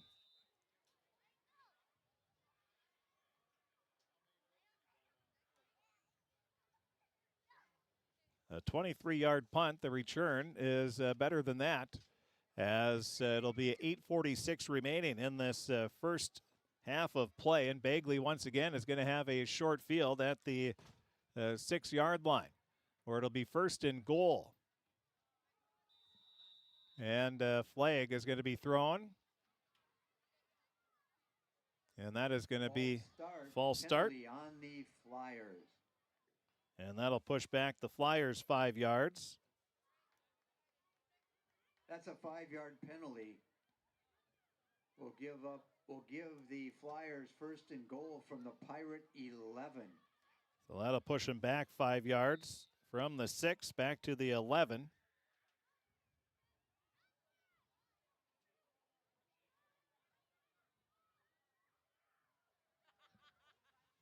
On a 1st and goal from the 11-yard line, Bagley going to shift 2 of their linemen over to the left side from the right. Out of the shotgun, Nolan. He looks to pass as a receiver, leaping in the air, coming down inside the 5, down to the 4. That'll be a 7-yard passing play. Eli Rudd To down to the Pirate 4. So that'll be Ethan Rudd making the grab. His 2nd reception of the game. He has 41 yards on 2 receptions. 2nd down and goal for the Flyers. And it'll be 2nd down and goal from the 4-yard line for Bagley. They already lead 24-0, looking to make it 30-0. If they can punch another one in. They have not been stopped on the offensive end of the ball. Now a handoff goes over to Gage Gray. He's looking for some room along the far sideline, and he is going to be hit for no gain on the play. He carries down. He has 2 carries for 3 yards. Tackle So on we'll the call play it is no gain. Pirates number In on the tackle for 72, Crookston Casey will be Casey Weiland. Weiland. With that carry, Third no and goal. gain on the play. We'll call it a That'll bring up long third 4. down and goal for the Flyers, just inside the Pirate Bagley 5. breaks out of the huddle. They have one receiver split out to each side of the field. Now going from left to right is Gage Gray. Out of the shotgun is Nolan. He's going to run it right up the middle, and he goes in for the touchdown. The 4th touchdown of the game for Gunnar Nolan. And with 7:08 remaining, Bagley now leads 30-0. Nolan, a 4-yard run. And they'll try to go for 2 once again. They are 0 for 4 on 2-point conversions. Seeing if the 5th time is a charm here. On to attempt the extra point. No, they're going to try to kick it now. So Schwegel going to come in. Coach Schwegel says, hey, we're 0 for 4 on 2-point conversions. Let's try to kick one here. And the snap is a good one. The hold is good. Oh, the kick goes off the right upright. And it's no good. So the kick fails. And with 7:08 remaining in the first half of play, it's the Bagley Flyers 30, Crookston nothing. We'll take a break. We'll be back with the Bagley kickoff coming up right after this timeout on KROX. Farming today doesn't always feel the same way it used to. Then again, some of it feels all the same. Maybe it isn't so much the jobs that changed, but how they get done. Now that's a different story. Efficiencies are critical, which is why you need a lender who will find the right loan structure for a strong financial future. You need a lender to look out for your whole farm operation. Ag Country.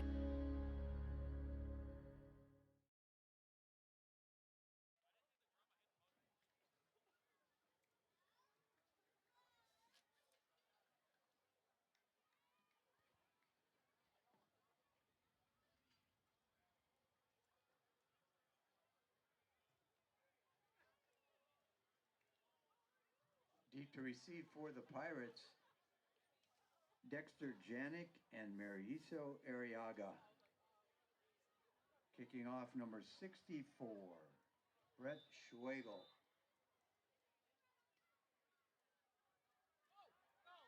Well, as the Bagley kicks it off, it's going to be taken by the Pirates. This will be a shorter kick, and one of the upmen, that was, I believe, De Leon again. And he gets it up to the 37-yard line, where it'll be 1st and 10 for Crookston. Play was Shane Thompson. Ian De Leon on the return. Crookston started at their own 37, 7:08 remaining in this first half of play. Bagley leading 30-0. See what the Pirates, see if they can get anything going offensively. They have not been able to do anything. They've had... on the second play of their second drive, they fumbled. They had a 3-and-out and then another 3-and-out in their last 3 offensive series. Handoff goes right side. There is no room there. Bagley once again coming right through. And Knutson is going to be hit for a loss of about 2, maybe 3 yards on the play. That's a 4-yard loss. So a loss of 4 on 5 carries for Jaron Knutson in the game. Pirates will have it 2nd and 14 at the Pirate. So it'll be 34. 2nd and 14 at the 34-yard line. 6.5 minutes left, first half, almost halfway through the second quarter of play. On a beautiful night here in Crookston for some high school football. And the snap going to go to the quarterback, Hamry. He's out of the shotgun, and he's going to be hit for no gain. We'll see where they mark it. That's going to be just shy of the 35, so we'll give him a 1-yard gain, Hamry. That'll bring up 3rd down and so a loss of 4, now a gain of 1, and the Pirates have it 3rd down and about 12, 13 yards.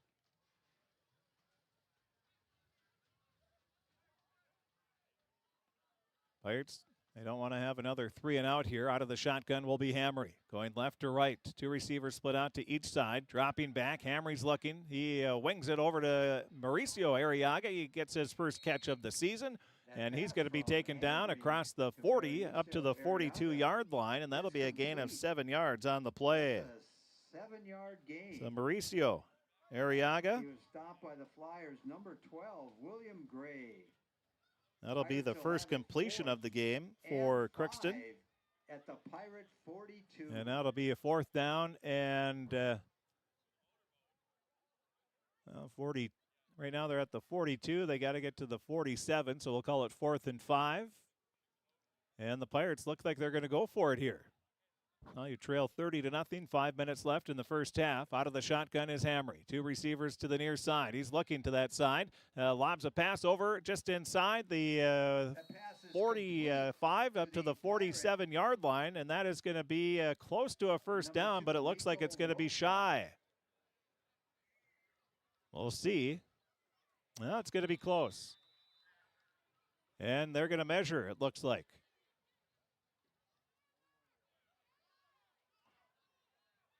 So they're going to measure.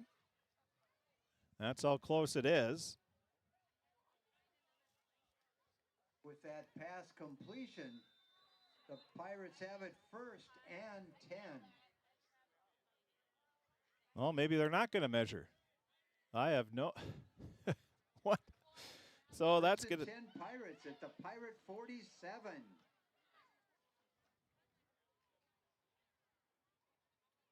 So that will be about a 5-yard passing play. Now a pass down the middle looking for Jose Arriaga, and it just overshoots him. That'll be an incomplete pass. Pirates have 12 yards on 2 pass completions.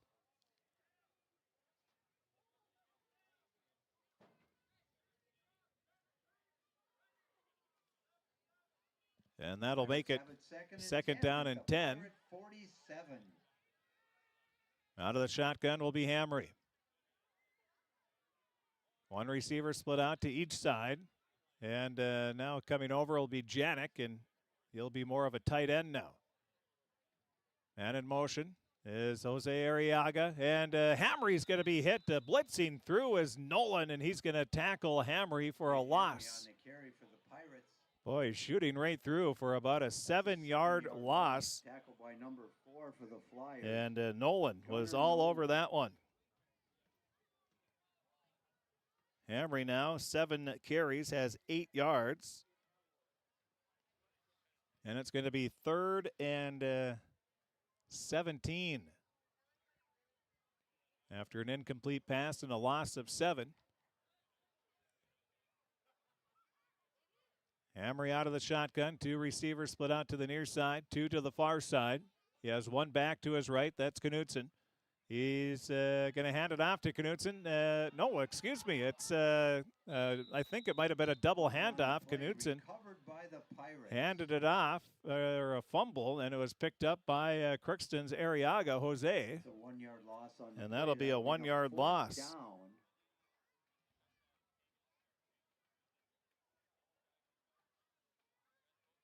And it'll be 4th down and 18. Pirates are in punt formation. And they'll have to punt it.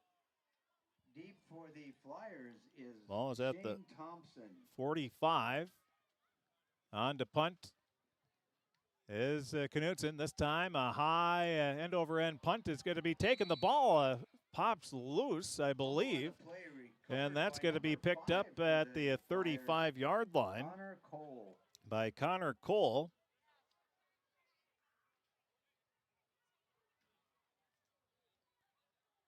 With that punt and no return, the Flyers will take over. First So that'll be a 15, 20.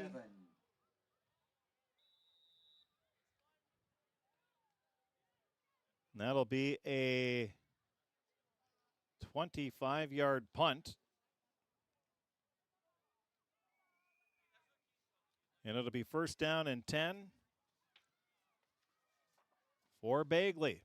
And they're going to pitch it out to the near sideline, looking for some room and getting taken down inside the 40 up to the 44-yard line. That's going to be Thompson. Dane Thompson. He carries from the 37 out to the 42. That's a 5-yard So a 5-yard gain for Thompson. Zach Ali, the tackler. That's his for second the carry. He has 22 yards.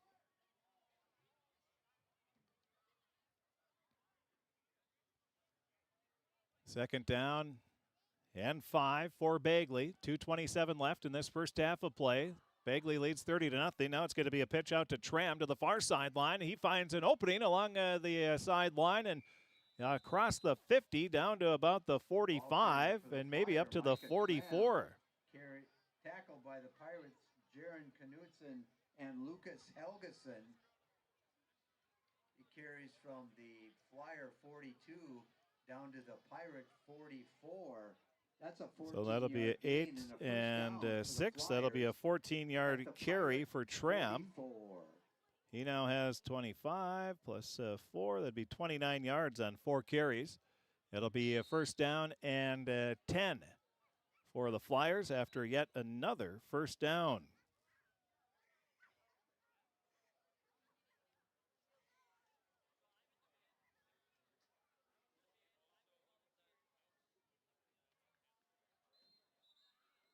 That is 12 first downs in the half for Bagley. So first down and 10 for the Flyers. 2:12 remaining. The clock is stopped here in this first half. Now a man in motion from left to right. Dropping back to pass is Nolan. He wings it down the far sideline as a receiver wide open and going in. What a pass by Nolan. And that'll be a 44-yard pass from Nolan to Rudd. 2:03 remaining. Bagley scores yet again. It's Gunnar Nolan. A 44-yard pass to Ethan Rudd. And that was a play of beauty. That was right in stride. Rudd caught it along the far sideline, and he couldn't have thrown that pass any better. No.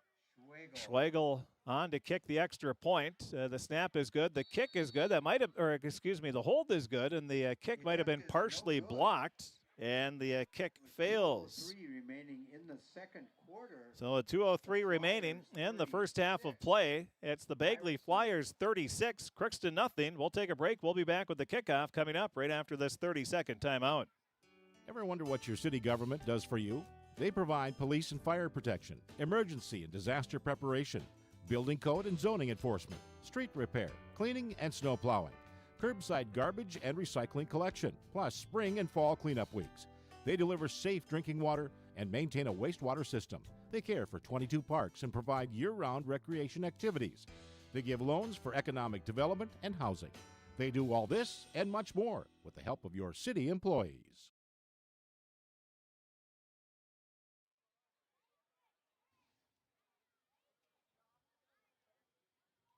Well, Bagley continues to score. They have a 36-0 lead with 2:03 remaining in the first half of play. That time it was a Gunnar Nolan. Hard to believe that Nolan wasn't the starting quarterback to start the season. But Coach Schwegel in the pregame interview said he's a player. That's an understatement. And now the kick going to be taken by the Pirates. That's Knutson. He gets it up to the 30, 35, and runs into a Bagley defender and pushes him back a few yards. Gets all the way up to the 40-yard line. And or excuse me, that was Janik. So Janik returns it all the way up to the 40-yard line with 1:50 remaining. 41. That's a 25-yard return for Janik. And the Pirates will have it. First down and 10. Number 3. At their own 40-yard line. At the Pirate 40. 1:50 remaining in this first half of play. Bagley leading 36-0. They have not been stopped offensively in the game. Out of the shotgun will be Hamry. He drops back. He's looking to pass and completes it over to the near sideline down to about the 48-yard line. And that is going to be complete. That pass from Hamry to Rocha. Is complete from the Pirate 40 out to the 48. So that'll be an 8-yard passing play for the Pirates. They have 15 yards. Cameron Thompson. Or excuse me, 12. They have 20 yards. At the Pirate 48. So it'll be 2nd down and 2 with 1:43 remaining in the first half. Pirates, they have Hamry. He's going to keep it this time. He's going to be thrown down. Boy, there's been some impressive tackles this time. The tackler was Micah Ham. That's a 2-yard loss on the play. And that'll be a loss of 2 yards on the play. For the Flyers. Tram with an impressive tackle. 3rd down and 4 for the Pirates at their. So it'll be 3rd down and 4 for Crookston.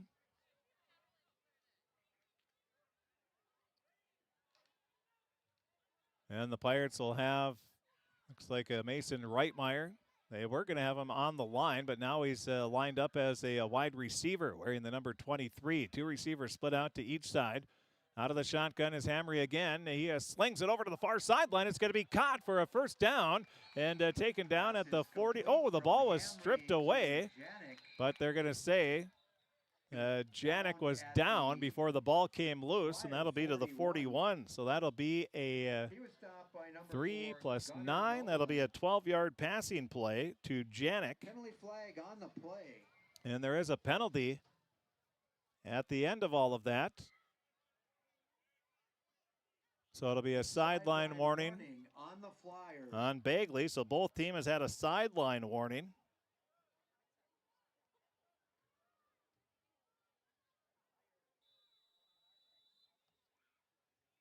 .32 yards on 4 pass completions for the Pirates. Out of the shotgun will be Hamry again. He slings it. Another completion. That's going to be close to a 1st down. And Janik with another catch. That's going to be 9 yards. 31. He was tackled by the Flyers, number 10, Micah Tram. And Tram once again with an impressive tackle. For the Pirates. So it'll be 2nd down and 1. Out of the shotgun again with 19 seconds left in the half. Throwing it down the field and just overshoots the intended receiver. I believe that was Reitmeyer that he was looking for down the middle. That's going to be incomplete pass. For the Pirates, Mason Reitmeyer. So it'll be 3rd down and 1. 3rd down 14 seconds left in the first half. Pirates trying to get on the board. They trail 36-0. The Flyers 4-2 on the season. Crookston, they are 1-5. Crookston on Wednesday will be at Red Lake at 4 o'clock for the final game of the regular season. Then they'll start the playoffs the following Tuesday on the road, probably Frazee or Pelican Rapids. Now pass, far sideline. That's off the fingertips of Janik. Another incomplete pass. That stops the clock. It'll be 4th down and 1 with 10.8 seconds remaining. That pass intended for Janik, not complete. That'll bring up 4th. So the Pirates down to their last play of the half, barring a defensive penalty or a 1st down. 4th and 1 at the Bagley 31-yard line. 10.8 seconds remaining. We'll run through our Draft Sports Bar and Grill scoreboard update coming up at halftime. We'll run through the stats and a whole lot more. Tomorrow we'll have Coach's Corner at 9 a.m. live from the Irishman Shanty, and then we'll have Gopher football, 4:30 the pregame, 6:30 the kickoff as they take on Purdue. Now rolling out to the right, Hamry throws it down the field. It's going to be caught, and it's a touchdown. Jose Arriaga with the reception, and that is a 32-yard touchdown for the Pirates, and the Pirates get on the board as Manny Green and the Pirate Pep Band plays the Pirate Rouser with 2.6 seconds remaining, and Crookston gets on the board on a dandy of a play by the Pirates. That'll be Tate Hamry. Penalty is on the Pirates. Oh. Illegal man. No, they take that all back. Ineligible receiver downfield, and the penalty. So ineligible receiver downfield. That means one of the linemen got too far down the field. So it'll be 4th down and 6 with 2.6 seconds remaining. Oh, man. 37. Jose Arriaga, beautiful catch, all for naught, as the lineman was too far downfield. It'll be 4th down. This will be the last play of the game, barring a defensive penalty, or the half, excuse me. Now firing one down, that's Hamry. He's looking, and it's going to be deflected and incomplete, and that is the end of the first half of play. At the half, it's the Bagley Flyers 36, the Crookston Pirates nothing. We'll take a break. We'll be back. Take a look at the first half stats. We'll take a look at the Draft Sports Bar and Grill scoreboard update and a whole lot more. That's all going to be coming up during the halftime show. Again, Bagley 36, Crookston nothing in high school football. You can make a sweet life right here in the Red River Valley with a career at American Crystal Sugar Company. Our shift schedule offers 14 days off per month, which gives you time for family, friends, the great outdoors, and everything else you enjoy about small-town living.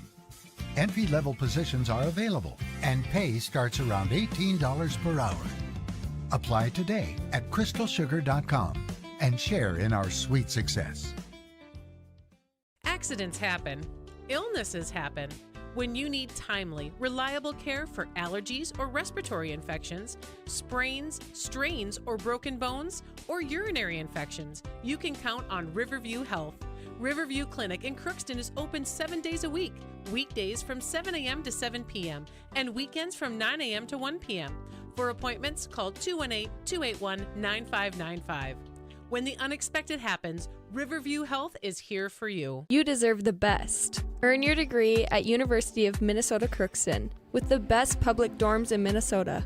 Ranked by niche. With over 75 programs, you'll easily find the best fit for you. In this close-knit community, you're just around the corner from your new best friends. Plus, the U of M system has the lowest cost after financial aid in the state, so you receive the best value for your education. University of Minnesota Crookston. Small campus, big degree. The best of both worlds. Ever wonder what your city government does for you? They provide police and fire protection, emergency and disaster preparation, building code and zoning enforcement, street repair, cleaning and snow plowing, curbside garbage and recycling collection, plus spring and fall cleanup weeks. They deliver safe drinking water and maintain a wastewater system. They care for 22 parks and provide year-round recreation activities. They give loans for economic development and housing.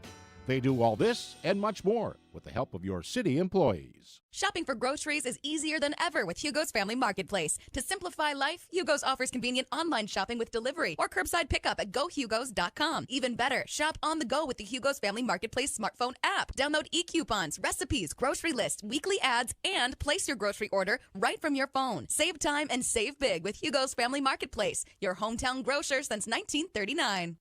You're gonna find more low prices, more great stuff when you go to Hugo's. Well, as we take a look at the first half stats for Crookston, Tate Hamry had 8 carries for 6 yards. Zachariah Ali had 2 carries for a loss of 6. Jaron Knutson had 5 carries for a loss of 4. And Jose Arriaga had 1 for a loss of 1. Crookston had a total of 16 carries for a loss of 5 yards in the first half. While passing, that was a different story. Much better.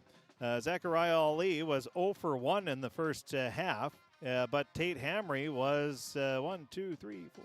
He was 5 of 6, 7, 8. 5 of 8 passing for 56 yards. So the total offense in the first half, 51 yards for Crookston. roaches passing, a loss of 5 rushing.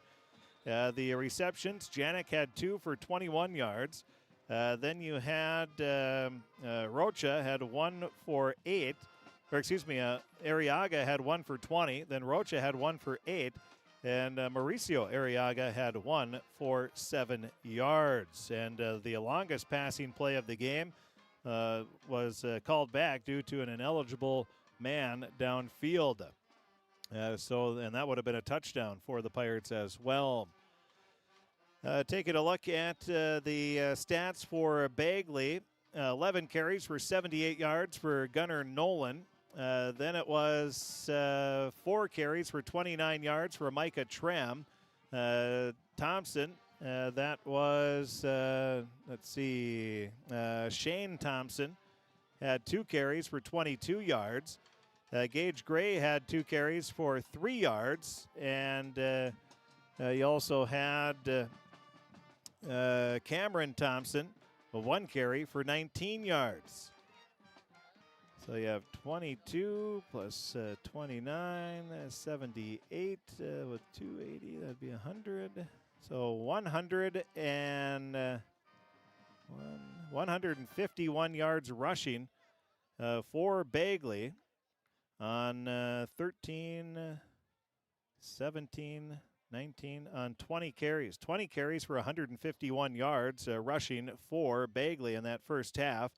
And then it was passing-wise for Gunnar Nolan. He had 4 receptions, or 4 completions, excuse me. He was 4 for 7 and had a total of 88 yards. So 88 yards passing, 151 yards rushing for a total of 239 yards of total offense in the first half for the Bagley Flyers. They had a lot of short field situations, and they started at their own 47, their own 48, the Crookston 37, Crookston 31, Crookston 6, and then their own 38-yard line. Team stats, the Pirates had 2 first downs, Bagley had 14. Fumbles, Crookston had 1 and they lost that. Bagley had 1 fumble and recovered it. Penalties, Crookston 3 for 40, Bagley had 4 for 25, and punting, Crookston had 3 punts for 73 yards. That is a look at the first half stats. We'll take a break. We'll be back and take a look at our Draft Sports Bar and Grill scoreboard update. That's going to be coming up right after this. The score here at KROX Radio Stadium, it's the Bagley Flyers 36, Crookston nothing. This is my farm.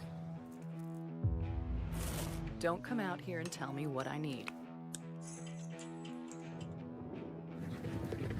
I need solutions that work and market options that are worth my time. Small town support that sees the bigger picture. A global network that empowers us. A co-op that's there for us every day. This is Lindsay Erdman, Executive Director at Benedictine Living Community of Crookston. It is our privilege to serve the Crookston community and the surrounding area by offering a continuum of care ranging from assisted living, skilled nursing care, memory care, short-term stay and rehab, and outpatient therapy, including physical, occupational, and speech therapy.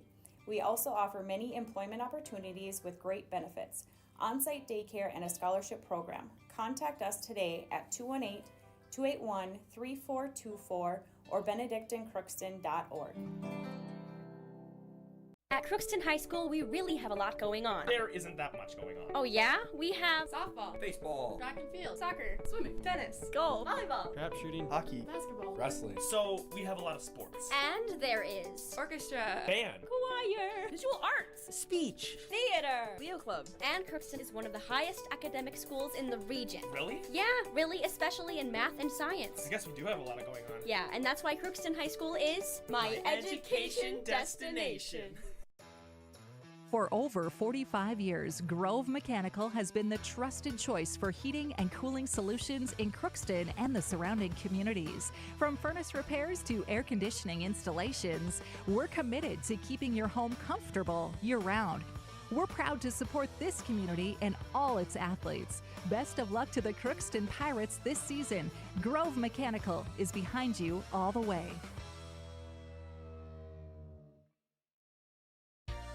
For all of your automotive service needs, call Christian Brothers Ford here in Crookston.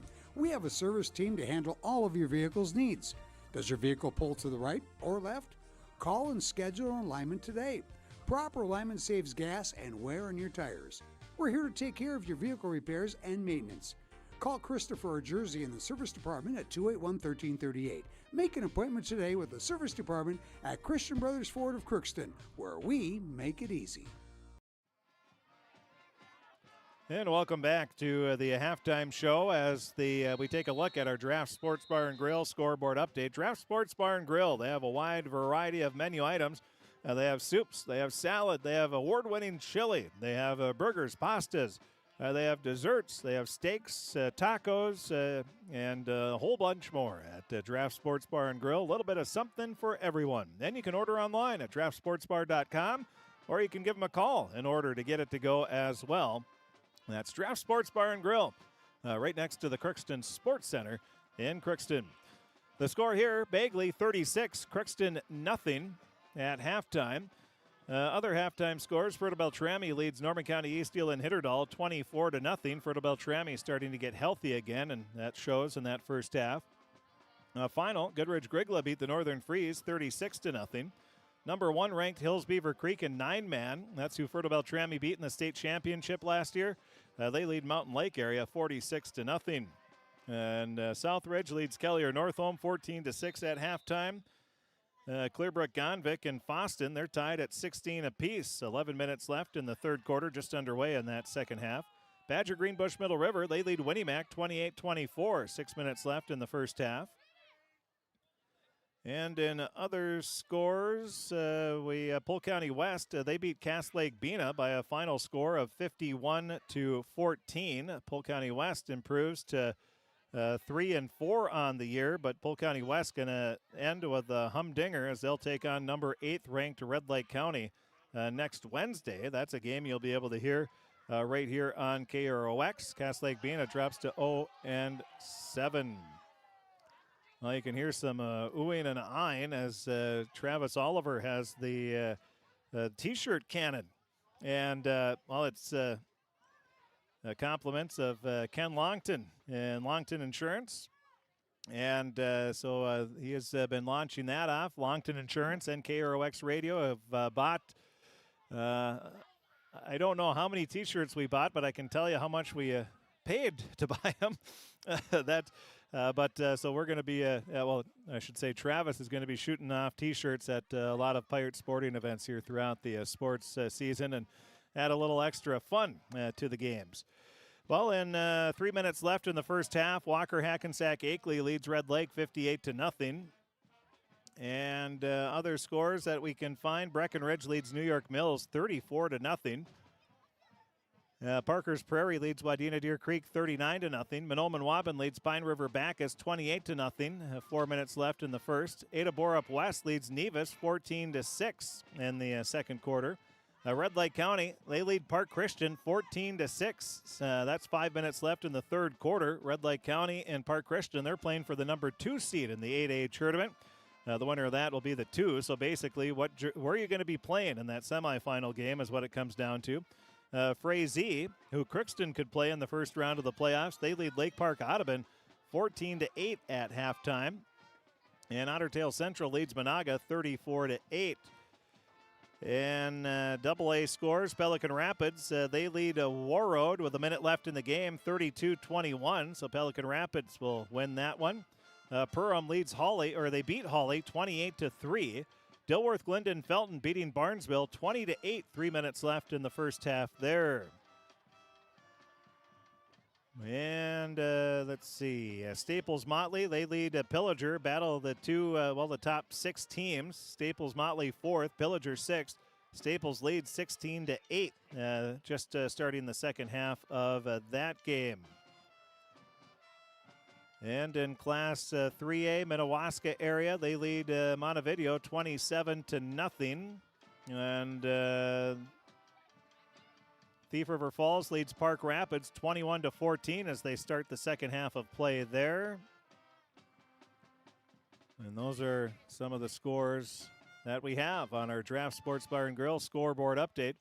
In tennis, the Crookston Pirate girls tennis team, their season comes to an end. First on the team tournament, it was Thief River Falls. They're the Section 8A champions. Congratulations to the Prowlers. They beat Staples Motley 4-3. Just like I called it in the Sports Fever column on Thursday morning. Section 8A individual tournament, it was Logan Brecken beating Mackenzie Lee of Thief River Falls 6-1, 6-3. And then she lost to Haley Roberts of Park Rapids 6-1, 6-3 and was eliminated.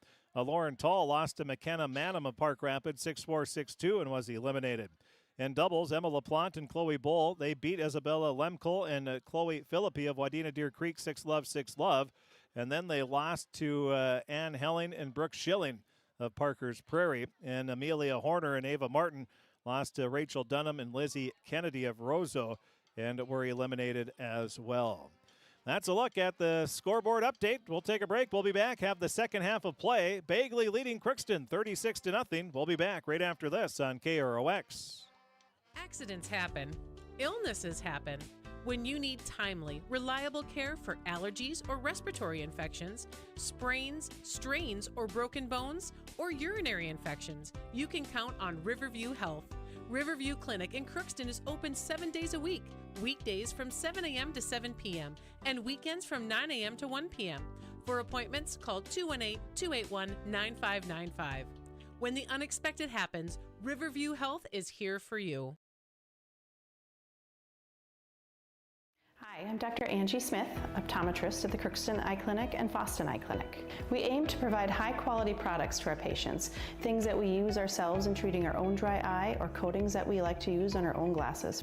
We offer myopia control contact lenses for children, which are soft contacts that not only correct their vision, but are designed to slow the progression of their nearsightedness. The eyes lead the body, and we are passionate about helping the eyes be safer, sharper, and faster.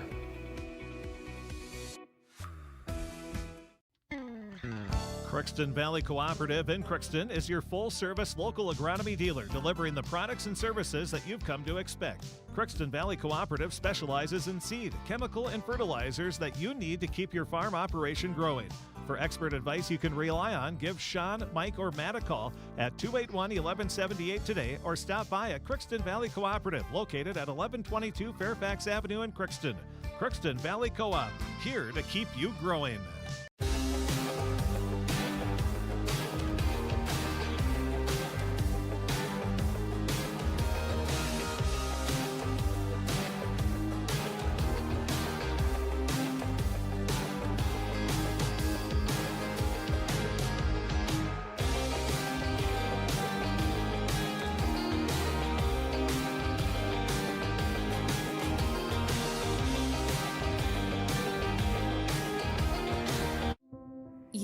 Waiting for a chance to do something that matters, something big without a big price tag. Welcome to Northland Community and Technical College. Here you can have a big impact on a small campus, in classrooms that mirror today's workplace, with instructors who teach from experience and know you by name. You've been waiting for a place like this. Are you ready?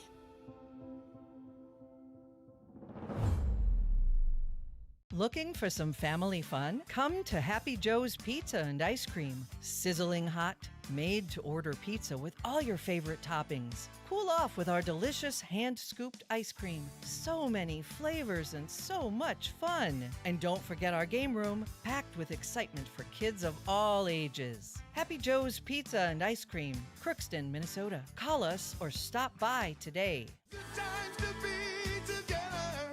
Happy Joe's.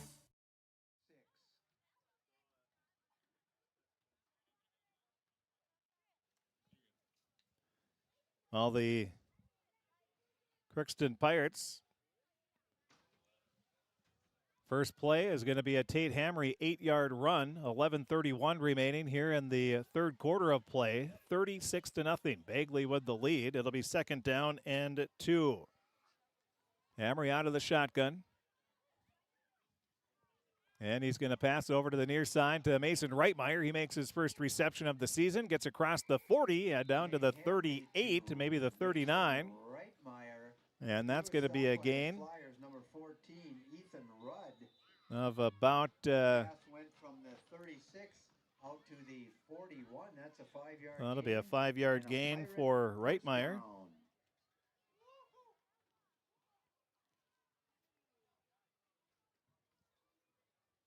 So Reitmeyer with his first reception. That is a first down. Pirates have 3 in the game now. It'll be first down and 10. Out of the shotgun will be Hamry. He has a back right to his left. 2 receivers split out to each side. Hamry's going to take it, and he's looking for some room. He's going to be taken down for a loss at the 35-yard line. That'll be a loss of 6 yards on the play. Gunnar Nolan, who is also the starting quarterback, comes in and makes the second down and 15 for the Pirates at the Pirate 36.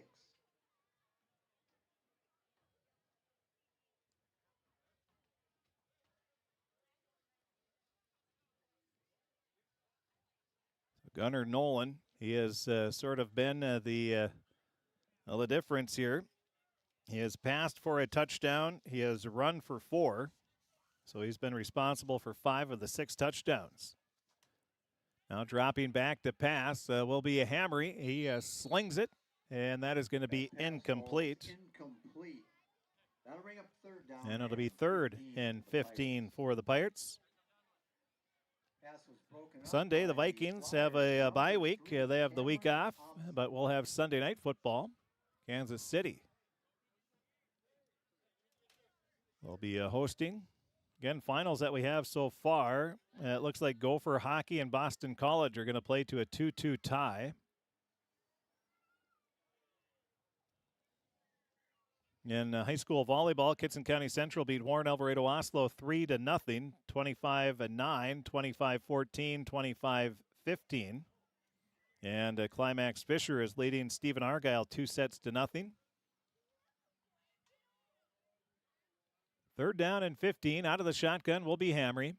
Hamry drops back. He's looking and, finds a receiver right at the 50-yard line. There's 2 receivers there. He had Reitmeyer and also Miko Rocha.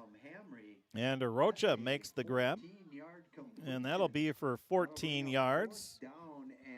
And that'll be 4th down and 1 for the Pirates. And I would assume they're going to go for it here. 2 passes for 19 yards in this quarter already. 9.5 minutes, and the Pirates are going to call a timeout. They want to talk it over. 4th down and 1. The ball is at the 50-yard line, and we will take a break. We'll be back, see what the Pirates are going to do. Coming up right after this. Shopping for groceries is easier than ever with Hugo's Family Marketplace. To simplify life, Hugo's offers convenient online shopping with delivery or curbside pickup at gohugos.com. Even better, shop on the go with the Hugo's Family Marketplace smartphone app. Download e-coupons, recipes, grocery lists, weekly ads, and place your grocery order right from your phone. Save time and save big with Hugo's Family Marketplace, your hometown grocer since 1939. You're gonna find more low prices, more great stuff when you go to Hugo's.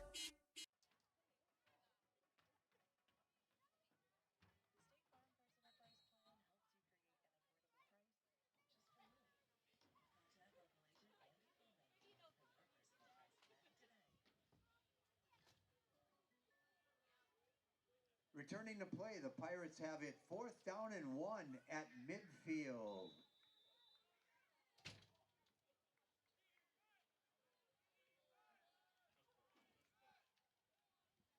Well, the Pirates 4th and 1, and they're going to try the quarterback keeper. And did they get enough? Hamry on the carry for the Pirates. And they are going to say Hamry gets, he needed a yard. He's going to get about 2. And a Pirate first down.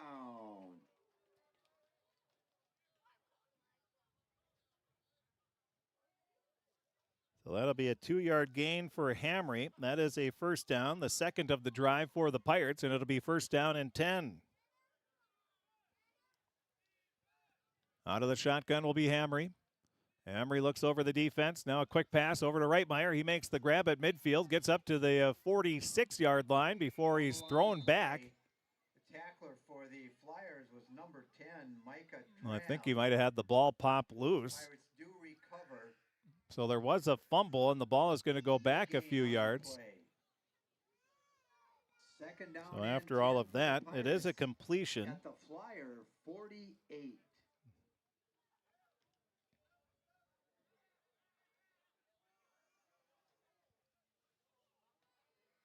Now second down and 10 for the Pirates.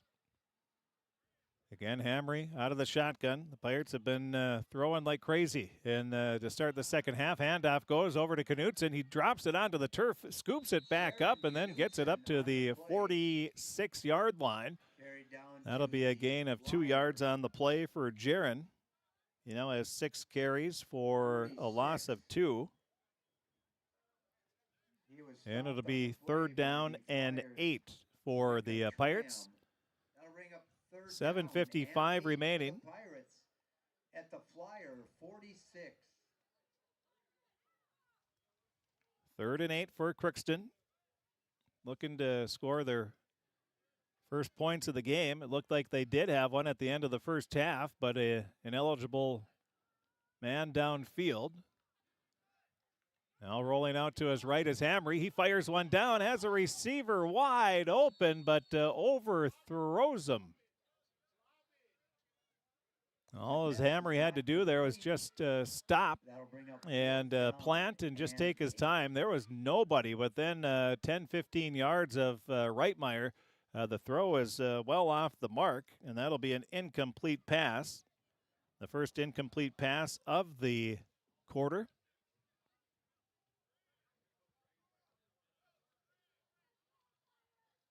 $36-0. Bagley with the lead. 7:28 remaining in this third quarter of play.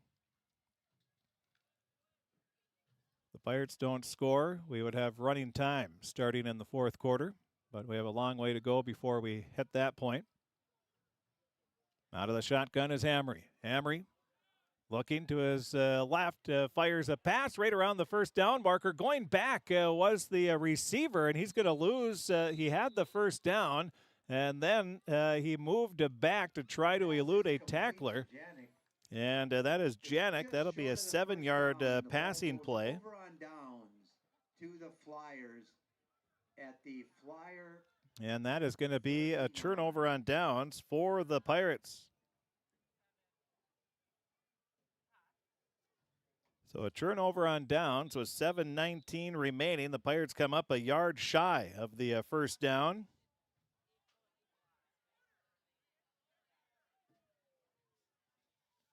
And now it'll be Bagley ball. First down 10 for the Flyers. It'll be first and 10. Ball at the Bagley 39-yard line.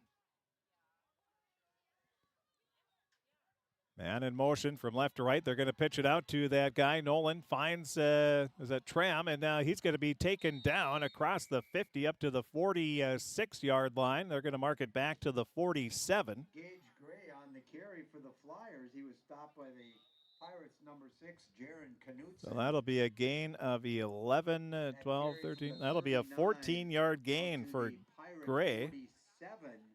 That'll be a first down. And a Flyer first down. So another first down for Bagley as they cross midfield into Pirate territory. It'll be first down and 10 at the Crookston 47-yard line.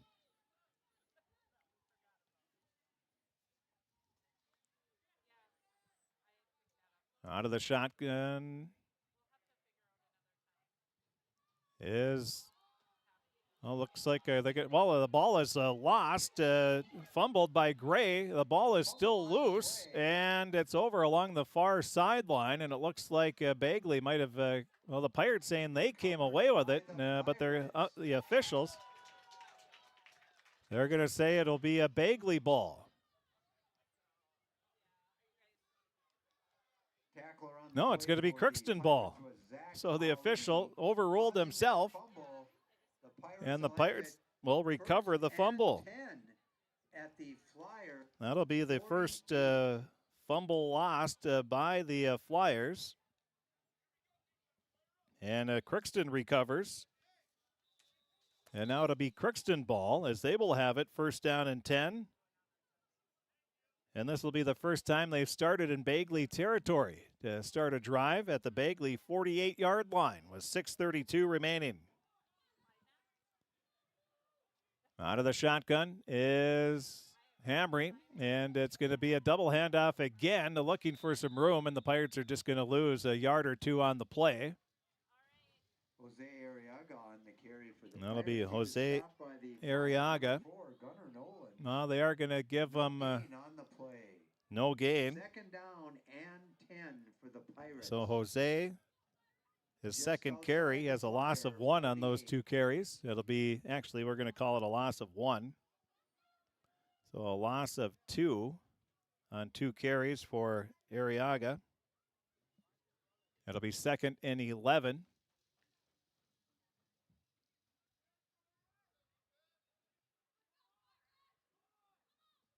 Second and 11. Pirates have a man in motion. That's Arriaga. Jose from left to right. And rolling out to the right will be Hamry. He fires one down, and it's going to be picked off by Bagley. Along the near sideline, looking for some room, and while still going, but not able to take him down. And finally, one of the managers there was taken out pretty good. Intercepted by the Flyers, number 14, Ethan Rudd. He intercepted at the 25, returned it out to the 40. So the manager taken out there, and the 19-yard return. His legs were taken out, and looks like he's going to be okay. Just maybe a little pain there. And it will be first down and 10 for Bagley after the interception. So Bagley will have it after the interception. 5:22 remaining in this third quarter at their own 44-yard line. So the Pirates will throw their first interception, and now running the ball off to the left side across the 50 down to about the 47-yard line.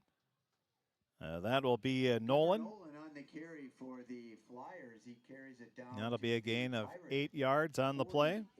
That's an 8-yard gain. He was stopped 86 yards on 12 carries for Nolan. I'll bring up second down and 2 for the Flyers. Second and 2 with just under 5 minutes remaining in this third quarter of play.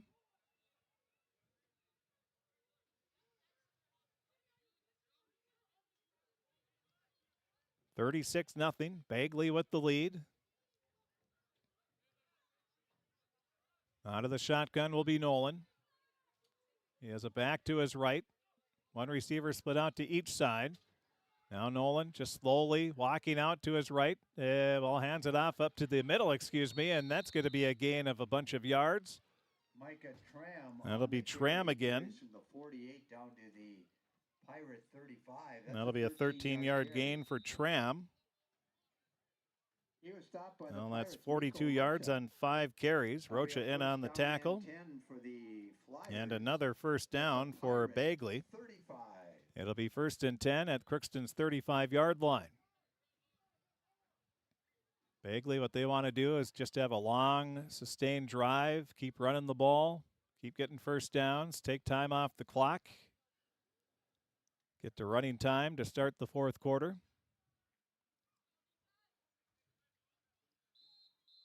And it looks like we might have a timeout. Bagley was taken too long, and before a delay of game penalty was called, they're going to take a timeout. It'll be first down and 10 for Bagley at the Crookston 35-yard line. 36-0. Bagley leading in the third quarter. We'll take a break. We'll be back right after this 1-minute timeout. You deserve the best. Earn your degree at University of Minnesota Crookston with the best public dorms in Minnesota, ranked by niche. With over 75 programs, you'll easily find the best fit for you. In this close-knit community, you're just around the corner from your new best friends. Plus, the U of M system has the lowest cost after financial aid in the state, so you receive the best value for your education. University of Minnesota Crookston. Small campus, big degree. The best of both worlds.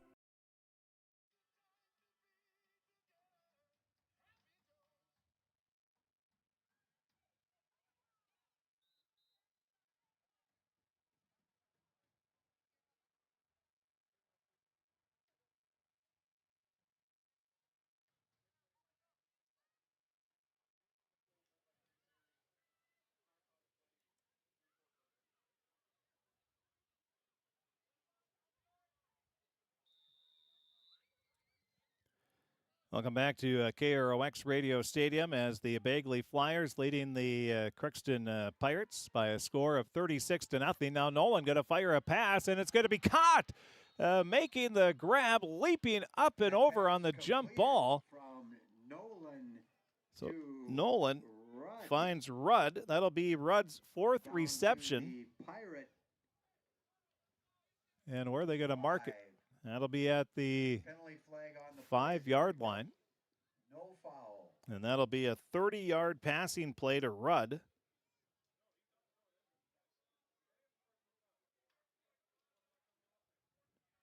So that's over 100 yards receiving now for Rudd. And they are going to call it on sportsmanlike conduct. That'll be on Rudd, who celebrated after he made the grab. With that 15-yard penalty. In defense of Rudd, that was an amazing grab, and he had every right to celebrate that. that was an amazing catch. Fantastic catch. So that is technically a first down. But then a penalty of 15 yards assessed against Bagley. That'll be their fifth penalty for 40 yards.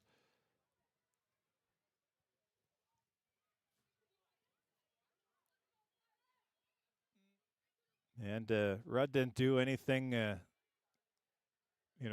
crazy or anything like that. That's sort of what the NFL used to be. It was they would crack down on. That was an amazing play, a great catch, jumping up over the defender, making the grab. That penalty occurred during. But then they said he celebrated a little too much. At the Pirate 20. So it'll be first down and 10 at the Pirate 20-yard line. 3:33 remaining. Now a handoff right up the middle, and still going and shooting forward into the end zone for a touchdown. That carry by number 10, Micah Tram. Will be Micah Tram, a 20-yard run. He now has 62 yards on 6 carries, and he has a touchdown.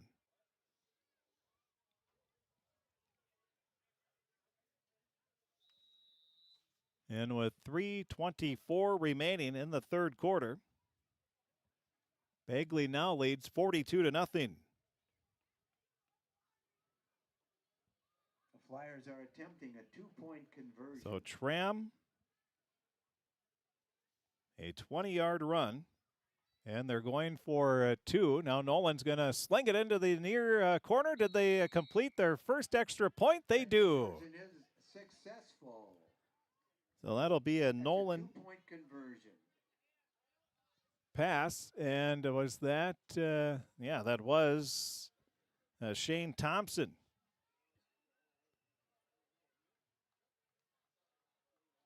So Thompson makes the grab, and that makes it 44-0. Bagley with the lead. We'll keep it here. Some scores to pass along. And college hockey, the Minnesota Golden Gophers and Boston College played to a 2-2 tie. And in soccer, it was Winona State beating UMC by a score of 2-0. Some more scores to update you. Brought to you by our friends at Draft Sports Bar and Grill in Crookston. Run through some high school football scores when we hit the fourth quarter here. We'll be passing those along as those games progress. Well, in volleyball, it was the University of Mary beating UMC 3-1. UMC is now 0-8 in conference play after starting the season 6-2. Now the kick going to be taken by the Pirates, lowering his shoulder, getting up to the 44-yard line before he's taken down will be Casey Weiland. Well, he might have to look at putting Casey back and return those. He, as you would expect, he ran hard, covered the ball nicely. So a good return for Casey Weiland, and it'll be first down and 10 for the Pirates with 3:16 remaining in this third quarter of play. Pirates have it first and 10. And the ball will be at their own 43-yard line. It'll be Hamry out of the shotgun as receivers split out to each side. Pump fake. Now he is going to be hit from behind. And that will be a coverage sack. Tackled by the Flyers number 5. So Hamry taken down Connor Coyle. by Connor Coyle, a 5'11", 150-pound freshman. And a penalty flag is on the turf back around the 39-yard line. The Crookston 39. So could that be pass interference maybe? That's about the only thing it possibly could be. That deep. That's going to be holding. So it was interference on the passing route. Holding on the Flyers. That's a 10-yard penalty. So that'll be a 10-yard penalty. That puts the ball at the 47 of the Flyers. 1st and 10, Pirates. So holding called. And that is a first down. Pirates with their third first down of the quarter. Hamry out of the shotgun. He drops back. He's looking over to the far sideline and overshoots the intended receiver. And an incomplete pass. Jose Arriaga was the intended receiver. Complete. Intended for the Pirates. Jose So an incomplete pass with 2:49 remaining. 2nd and 10 at the Well, we Flyers. see the moon rising over the trees to our east.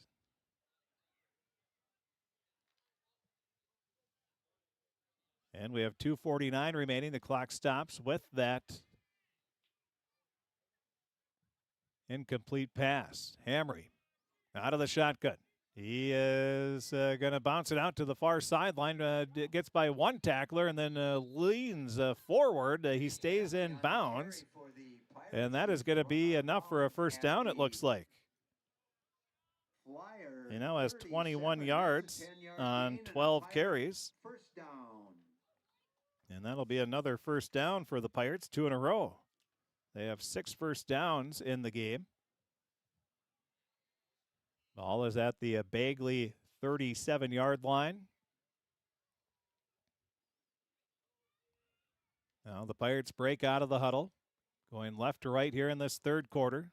2:17 and counting remaining. Again, a 44-0 lead. Bagley. But Crookston trying to punch one in for the first time in the game. Dropping back, Hamry slings it again. It's going to be a fingertip grab by Mika Rocha. Is completed. Rocha's second reception of the game. Flyer 21. That's a Pirate first down. And that will be, that's a 16-yard passing play.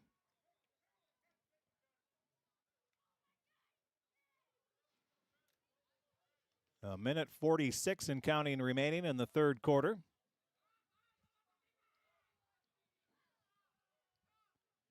Two receivers split out to each side. Hamry has a back. Knutson, he puts it into his belly, then keeps it and runs down the near sideline. Gets to about the 11-yard line, and that'll be close to a first down, but there is a flag on the play, a couple of them, and that's going to be holding against Crookston. So that'll push the Pirates back 10 yards.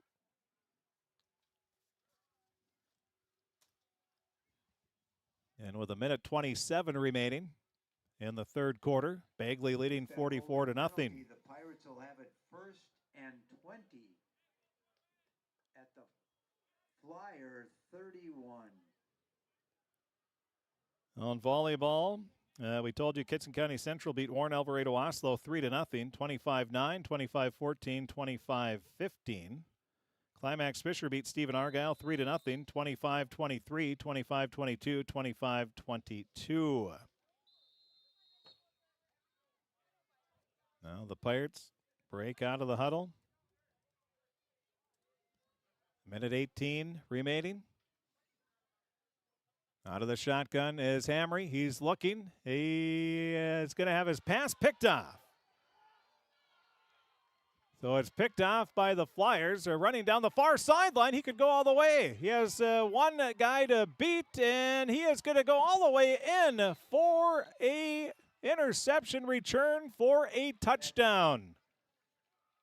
Pass is intercepted by the Flyers. So, Number 12, William Gray. William Gray. That's a 90-yard. A 90-yard interception return for a touchdown. Crookston throws their second interception of the game, both coming here in this third quarter. And with 54.8 seconds remaining, Bagley now leads by a score of 50-0.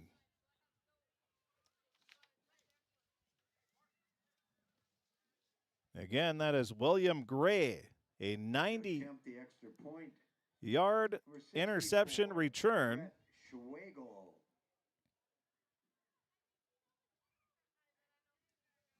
And on to kick the extra point will be Schwegel, and the kick is going to be, looks like it might have been blocked, and the kick fails. By the Pirates, number 23. So with 54.8 seconds remaining in the third quarter of play, Bagley 50, Crookston nothing. We'll be back right after this 1-minute timeout. This is my farm. Don't come out here and tell me what I need. I need solutions that work and market options that are worth my time. Small town support that sees the bigger picture. A global network that empowers us. A co-op that's there for us every day. Hi, I'm Dr. Angie Smith, optometrist at the Crookston Eye Clinic and Foston Eye Clinic. We aim to provide high-quality products to our patients, things that we use ourselves in treating our own dry eye or coatings that we like to use on our own glasses. We offer myopia control contact lenses for children, which are soft contacts that not only correct their vision, but are designed to slow the progression of their nearsightedness. The eyes lead the body, and we are passionate about helping the eyes be safer, sharper, and faster.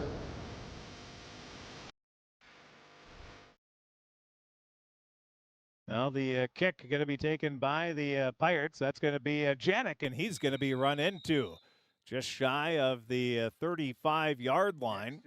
So Janik with a decent return, but great downfield coverage on the special teams once again by the Bagley Flyers. 32, that's a 17-yard kickoff return tackle by number 7, Shane Thompson. Bagley with two scores here in the final 3:24 of the third quarter.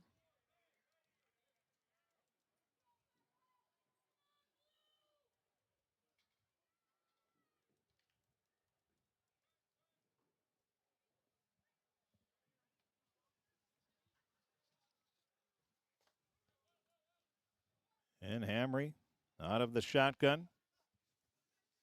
Has a man in motion from left to right.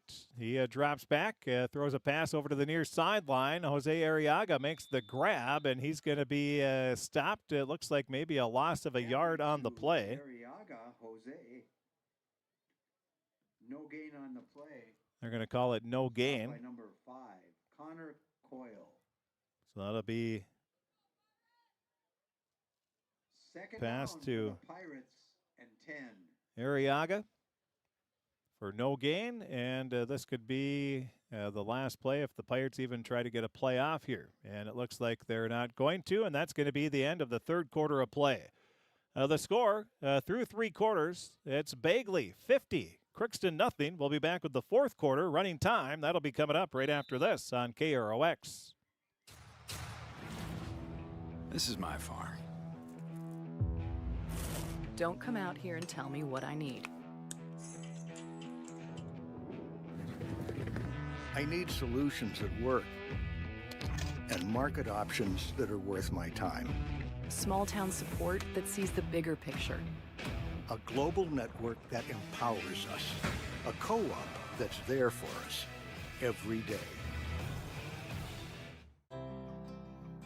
This is Lindsay Erdman, Executive Director at Benedictine Living Community of Crookston. It is our privilege to serve the Crookston community and the surrounding area by offering a continuum of care ranging from assisted living, skilled nursing care, memory care, short-term stay and rehab, and outpatient therapy, including physical, occupational, and speech therapy. We also offer many employment opportunities with great benefits, on-site daycare, and a scholarship program. Contact us today at 281-3424 or benedictincrookston.org. At Crookston High School, we really have a lot going on. There isn't that much going on. Oh yeah? We have Softball, Baseball, track and field, soccer, swimming, tennis, golf, volleyball, crap shooting, hockey, basketball, wrestling. So we have a lot of sports. and there is orchestra, Band, choir, visual arts, Speech. theater. Leo Club. And Crookston is one of the highest academic schools in the region. Really? Yeah, really, especially in math and science. I guess we do have a lot of going on. Yeah, and that's why Crookston High School is my education. The fourth quarter, Crookston has it. It'll be Hamry out of the shotgun. It'll be second down and 10. He's going to tuck it in and run. He gets to the 35 to the 40, stiff arms, and then he's tripped up at around the 45-yard line. That'll be a gain of 13 yards on the play for Tate Hamry, and another Crookston Pirate first down. So a 13-yard run for Hamry. He now has 34 yards on 13 carries. That'll be the first down of the fourth quarter, obviously, as we have running time. First and 10 at the Pirate 46-yard line. Two receivers split out to the far side, two to the near side. Hamry out of the shotgun. He has a back. Looks like maybe Knutson to his right. Now rolling out to the right. Hamry fires and almost intercepted again, but just out of the reach of a Bagley player. Well, it looks like the UMC Golden Eagle Club hockey team, they're going to beat Minnesota State Moorhead. They lead 4-1 with 29 seconds left. On the Flyers.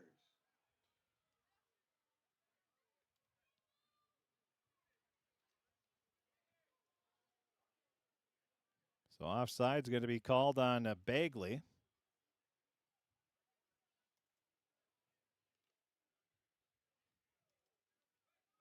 That 5-yard penalty brings the ball down to the Flyer 49. And it'll be So that'll be another penalty assessed against Bagley. first down. That is their 7th penalty of the game. First down and 5. 7 for 55 yards. That'll be second down and 5 for the Pirates. Now Hamry with the ball over on the trying to run. Now he's going to tuck it back. He's running backwards, and now he finds an opening. He gets up to midfield at the 50. Stiff arms again. There's flags flying on the far sideline. And that might be after about 35, 40 yards of running for Hamry. He gets about a couple of yards, and it looked like there was a flag on the far sideline.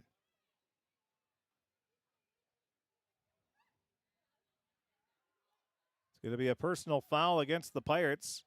Personal foul. That's their on the Pirates. third personal foul of the game.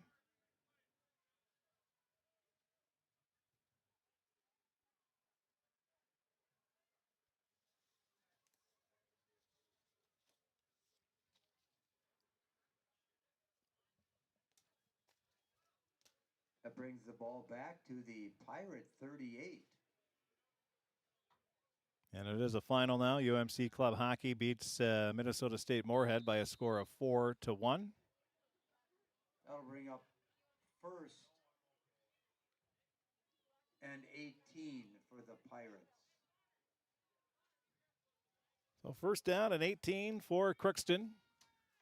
Hamry out of the shotgun. 8:41 remaining in the game. Hamry looks, he fires it, there's nobody there, and looks, Hamry has his hands out, and it looks like a little miscommunication on the route. That'll bring up second down for the Pirates. And now second down for Crookston.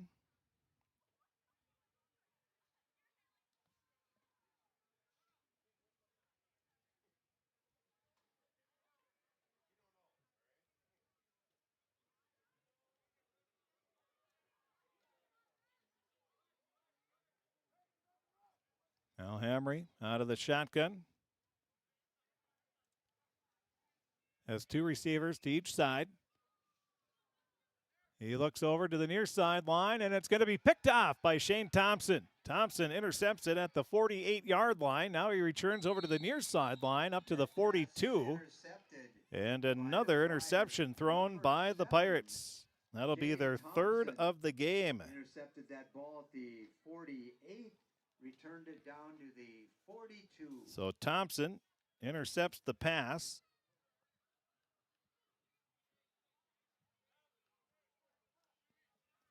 And Bagley will have it first down and 10, 7:18 remaining. At the Crookston 42-yard line. Bagley taking their time. Looks like they're bringing in some other players. Jaron Knutson will check out for Crookston.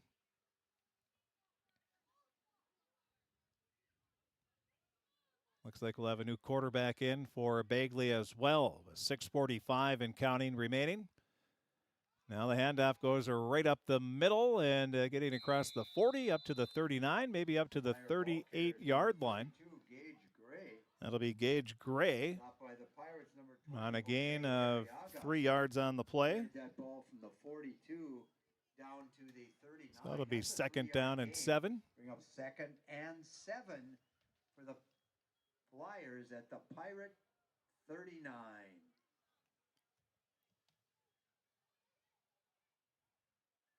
And Climax Fisher in volleyball beat Stephen Argyle 3-0, 25-23, 25-22, and 25-22. So a pretty close match there.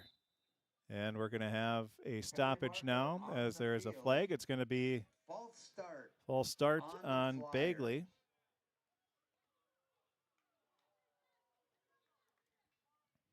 I don't think Bagley's too worried. They just want to get this clock going down as fast as they can to take that 5-2 record into Wednesday for the final game of the regular season. Now the handoff goes right up the middle. There's a big hole, and going all the way for a touchdown will be Gage Gray. Gray on the carry.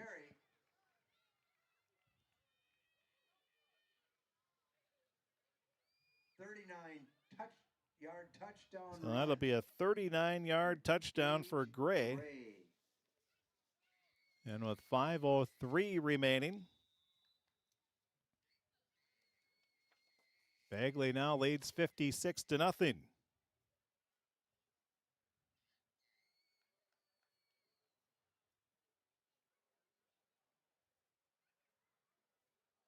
Gage Gray with a 39-yard run.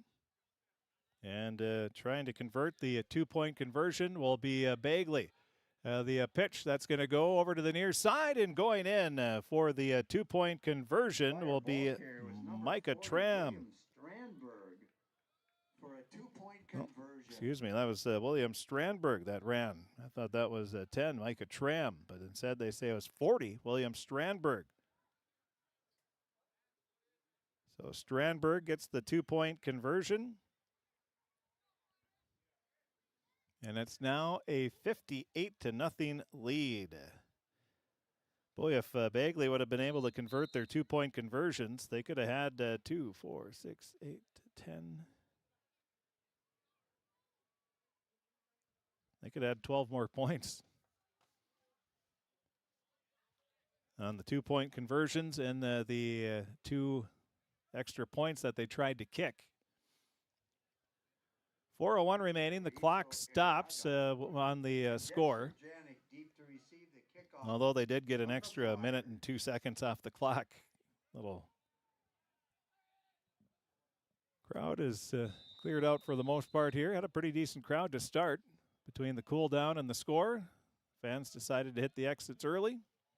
Now the kick going to be taken by the Pirates up to the 37, maybe the 38-yard line. It'll be first down and 10.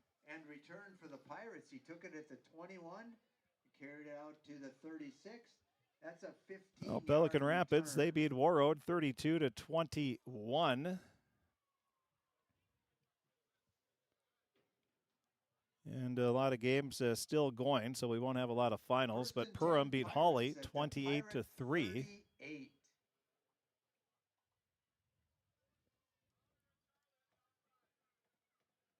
So Perham improves to 4-3 on the season. Holly drops to 1-6.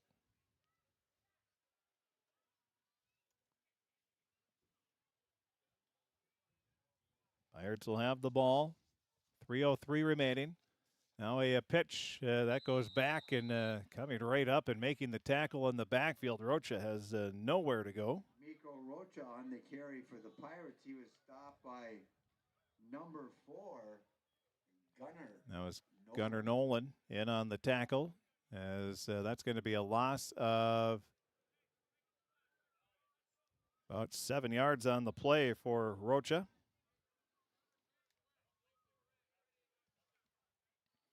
Dilworth, Glendon, Felton, they're beating up on Barnesville 43-16. 32. DGF beating up on Barnesville. Barnesville will drop to 4-3 on the season.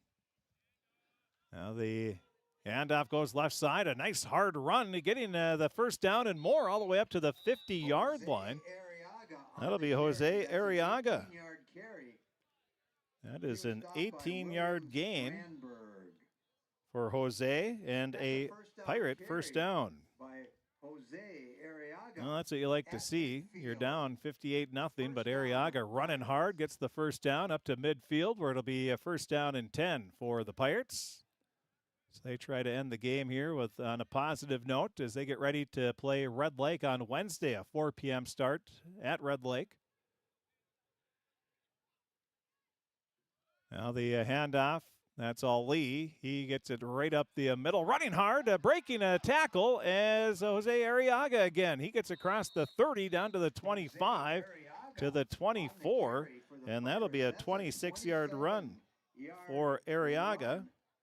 He now has 46 yards on 4 carries. And another first down for the Pirates. That's another first down carry by Jose Arriaga. Now down to 1 minute remaining in the ball game. See if Crookston can avert the shutout here. Ali underneath center. Well, that's a broken play. He tried to hand it off. There was nobody there. There was a surge of the Bagley defensive line. Pirate ball carrier was tackled by the Flyers, number That'll 32, be Gage Gray. Ali going to have no gain on the play. Second down and 10. And we're down to 28 seconds remaining. Second down and 10 for the Pirates. Ali is going to be out of the shotgun. As Arriaga behind him. And the ball is bobbled. Ali fires a pass. That's going to be partially tipped as he was hit. And that's going to be the final play of the game. And that's going to be it. The Bagley Flyers going to improve to 5-2 on the season. The Pirates will drop to 1-6 as the Bagley Flyers come away with a 58-0 victory over the Crookston Pirates. We'll take a break. We'll be back. Take a look at the game stats. We'll take a look at the Draft Sports Bar and Grill scoreboard update and a whole lot more. That's all going to be coming up here in the post-game show. The final score, Bagley 58, Crookston 0. We'll take a break. We'll be back right after this timeout on KROX. Accidents happen. Illnesses happen. When you need timely, reliable care for allergies or respiratory infections, sprains, strains, or broken bones, or urinary infections, you can count on Riverview Health. Riverview Clinic in Crookston is open 7 days a week, weekdays from 7 a.m. to 7 p.m., and weekends from 9 a.m. to 1 p.m. For appointments, call 218-281-9595.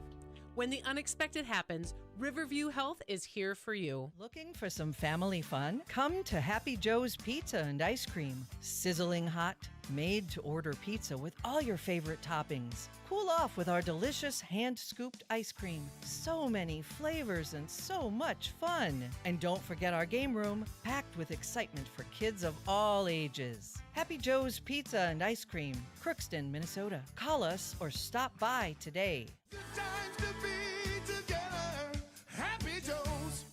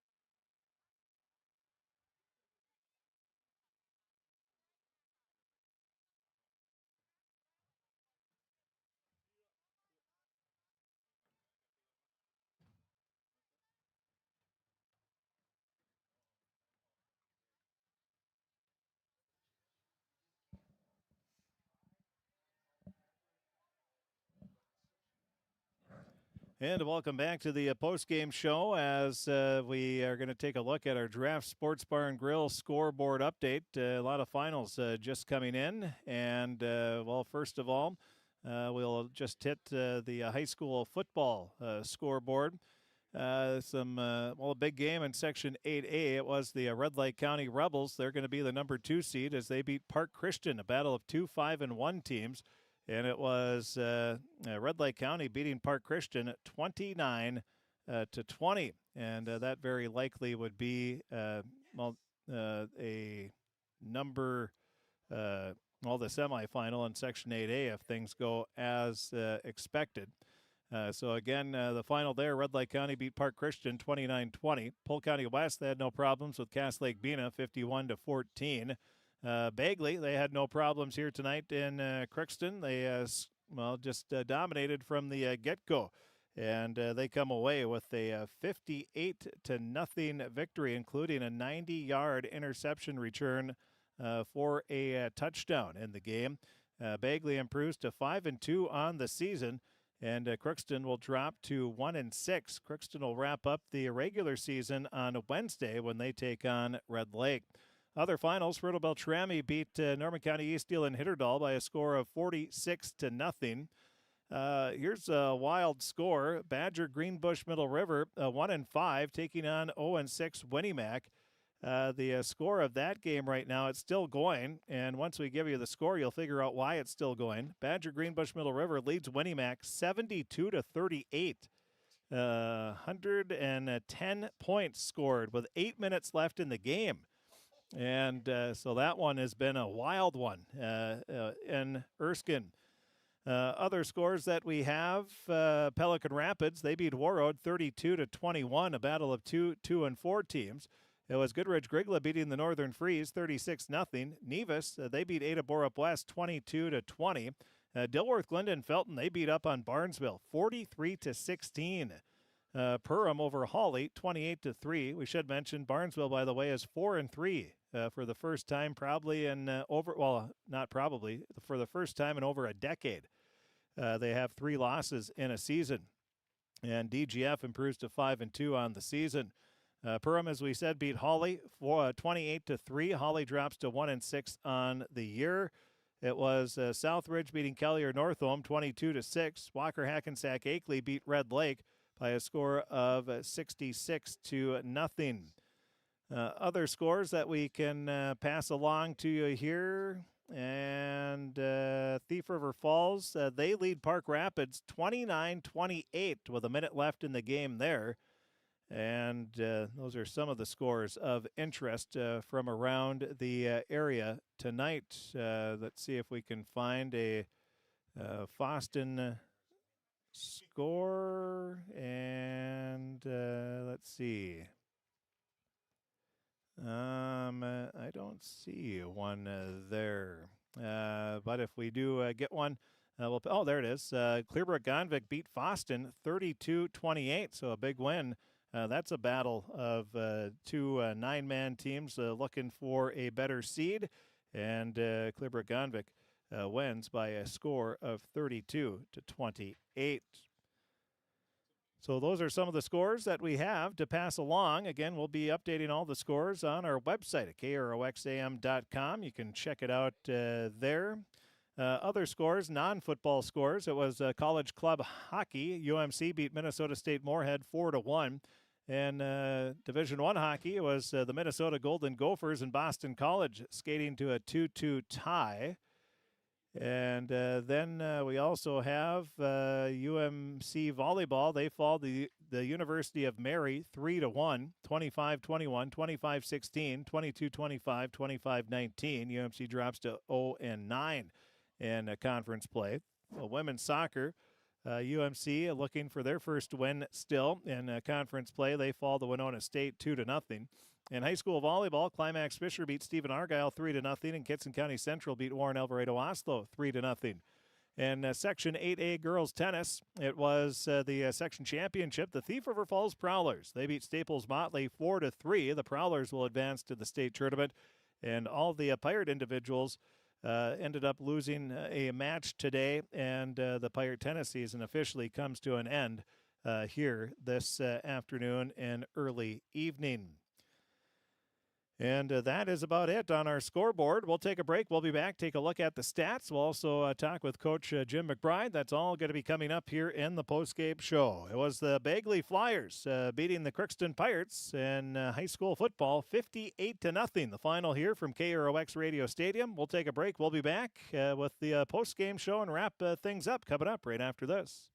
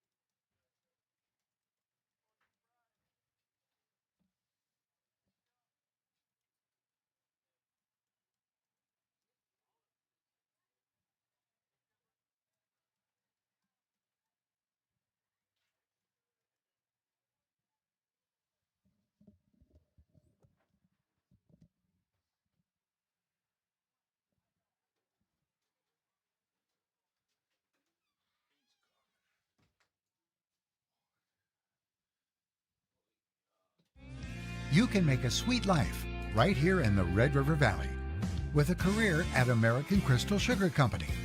Our shift schedule offers 14 days off per month, which gives you time for family, friends, the great outdoors, and everything else you enjoy about small-town living.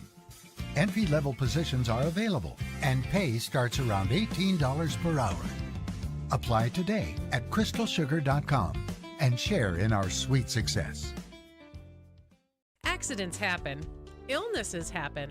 When you need timely, reliable care for allergies or respiratory infections, sprains, strains, or broken bones, or urinary infections, you can count on Riverview Health.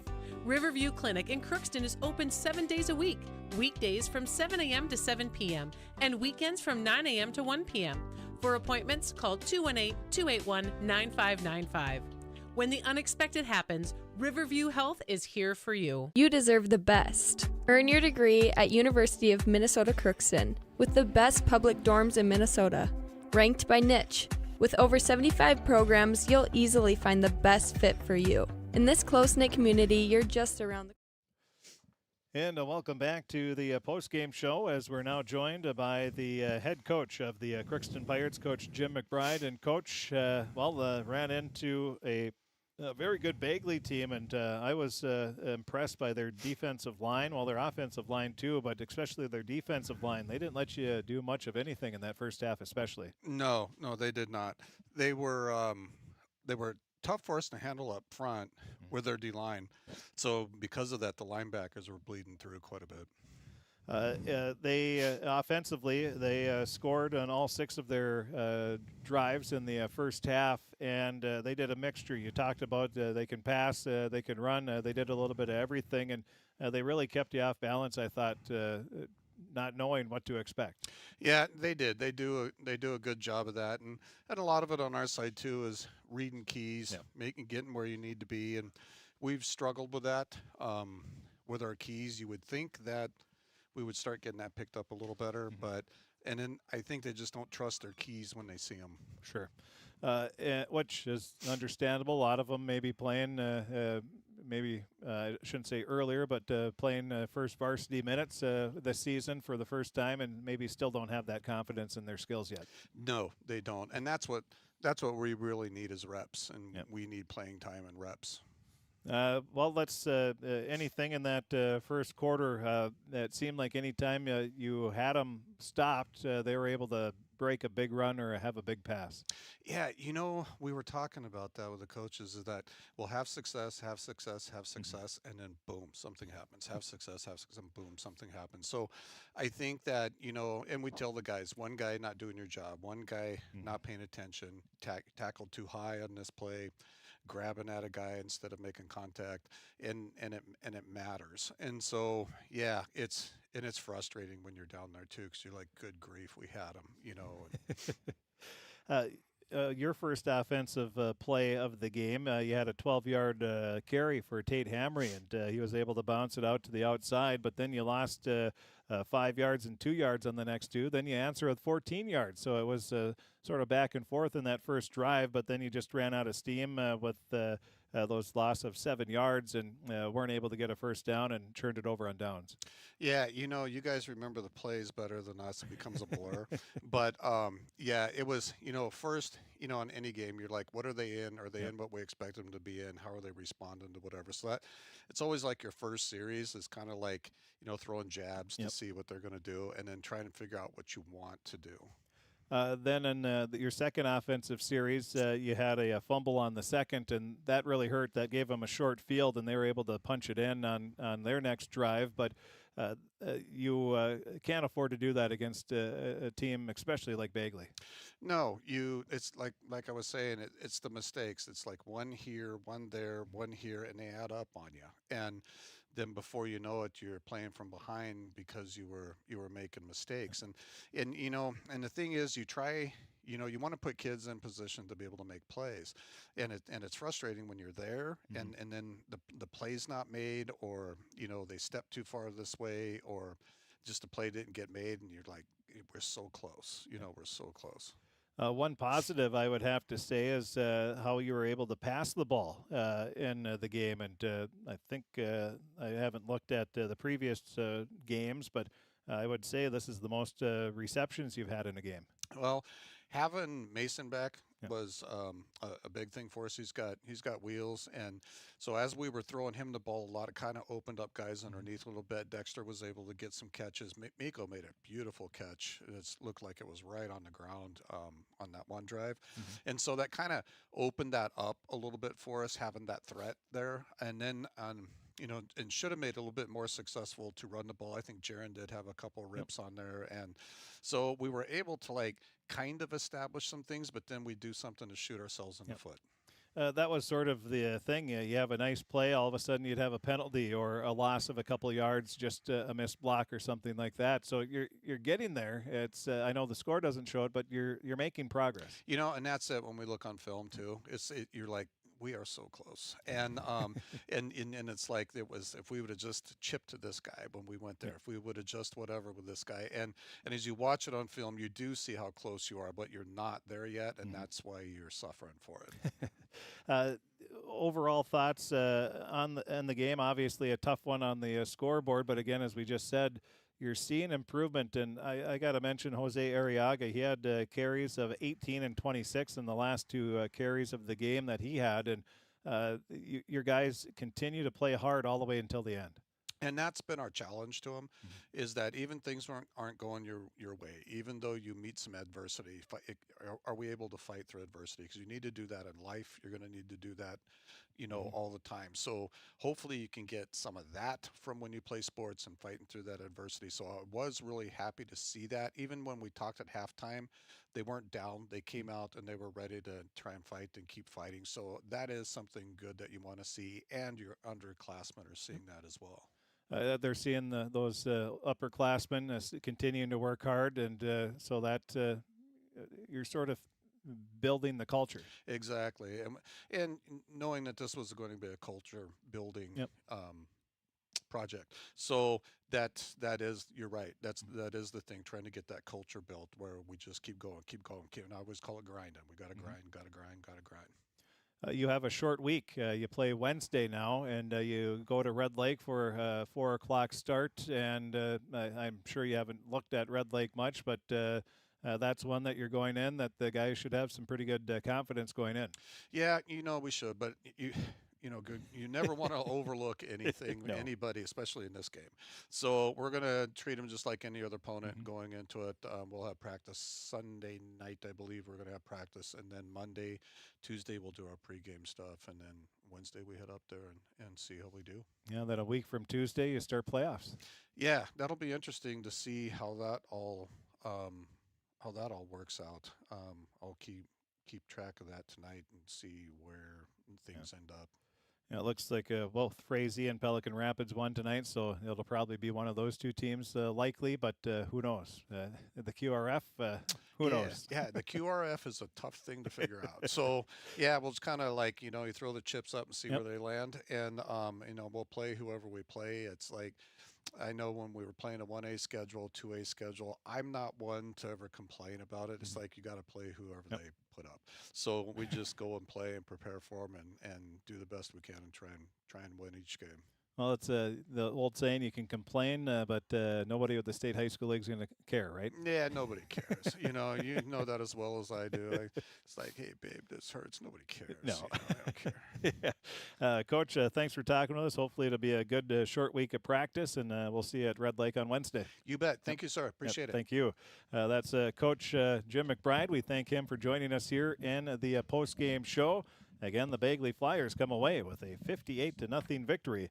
Right here on KROX. We'll have the story, the stats, the scores, pictures, and coach comments and more. That's all going to be available on our website at KROXAM.com and click on sports. Again, tomorrow we'll have Coach's Corner live from the Irishman Shanty at 9 a.m. And then we'll have Gopher football. Homecoming. They're hosting Purdue. 4:30 the pregame. 6:30 is the kickoff. You can hear that tomorrow right here on KROX. Then we'll have Sunday night football on Sunday. The Vikings have the weekend off as they have their bye week. That should about do it. Again, the story, stats, scores, pictures, and more on our website, KROXAM.com. Click on sports. For Xander running the camera, for Blake Fee, for taking some pictures and helping us out, and for myself, Chris Fee. Again, the final score, the Bagley Flyers. Boy, they have a nice squad. They improved to 5-2 on the year. Crookston will drop to 1-6 as Bagley comes away with a 58-0 victory. And, the teams will wrap up the regular season on Wednesday, and then the playoffs will start a week from Tuesday. And when the QRF is all done, I think that's Thursday or Friday that will come out, and we'll pass that along. But Crookston will be on the road. We do know that. And right now it's looking like it could be either Pelican Rapids or Frazee is where the Pirates will be going in that first round of the playoffs. But again, there's a lot to be decided between tonight and Wednesday's games as well. So stay tuned. We'll keep you updated here on KROX as we get closer to that. But we'll be, again, the game at Red Lake on Wednesday is a 4 p.m. start. We'll have it right here on KROX. And then after that game at 6 o'clock on Wednesday, it'll be Red Lake County taking on Polk County West in Climax. And we'll have that game on the radio football doubleheader on KROX Wednesday.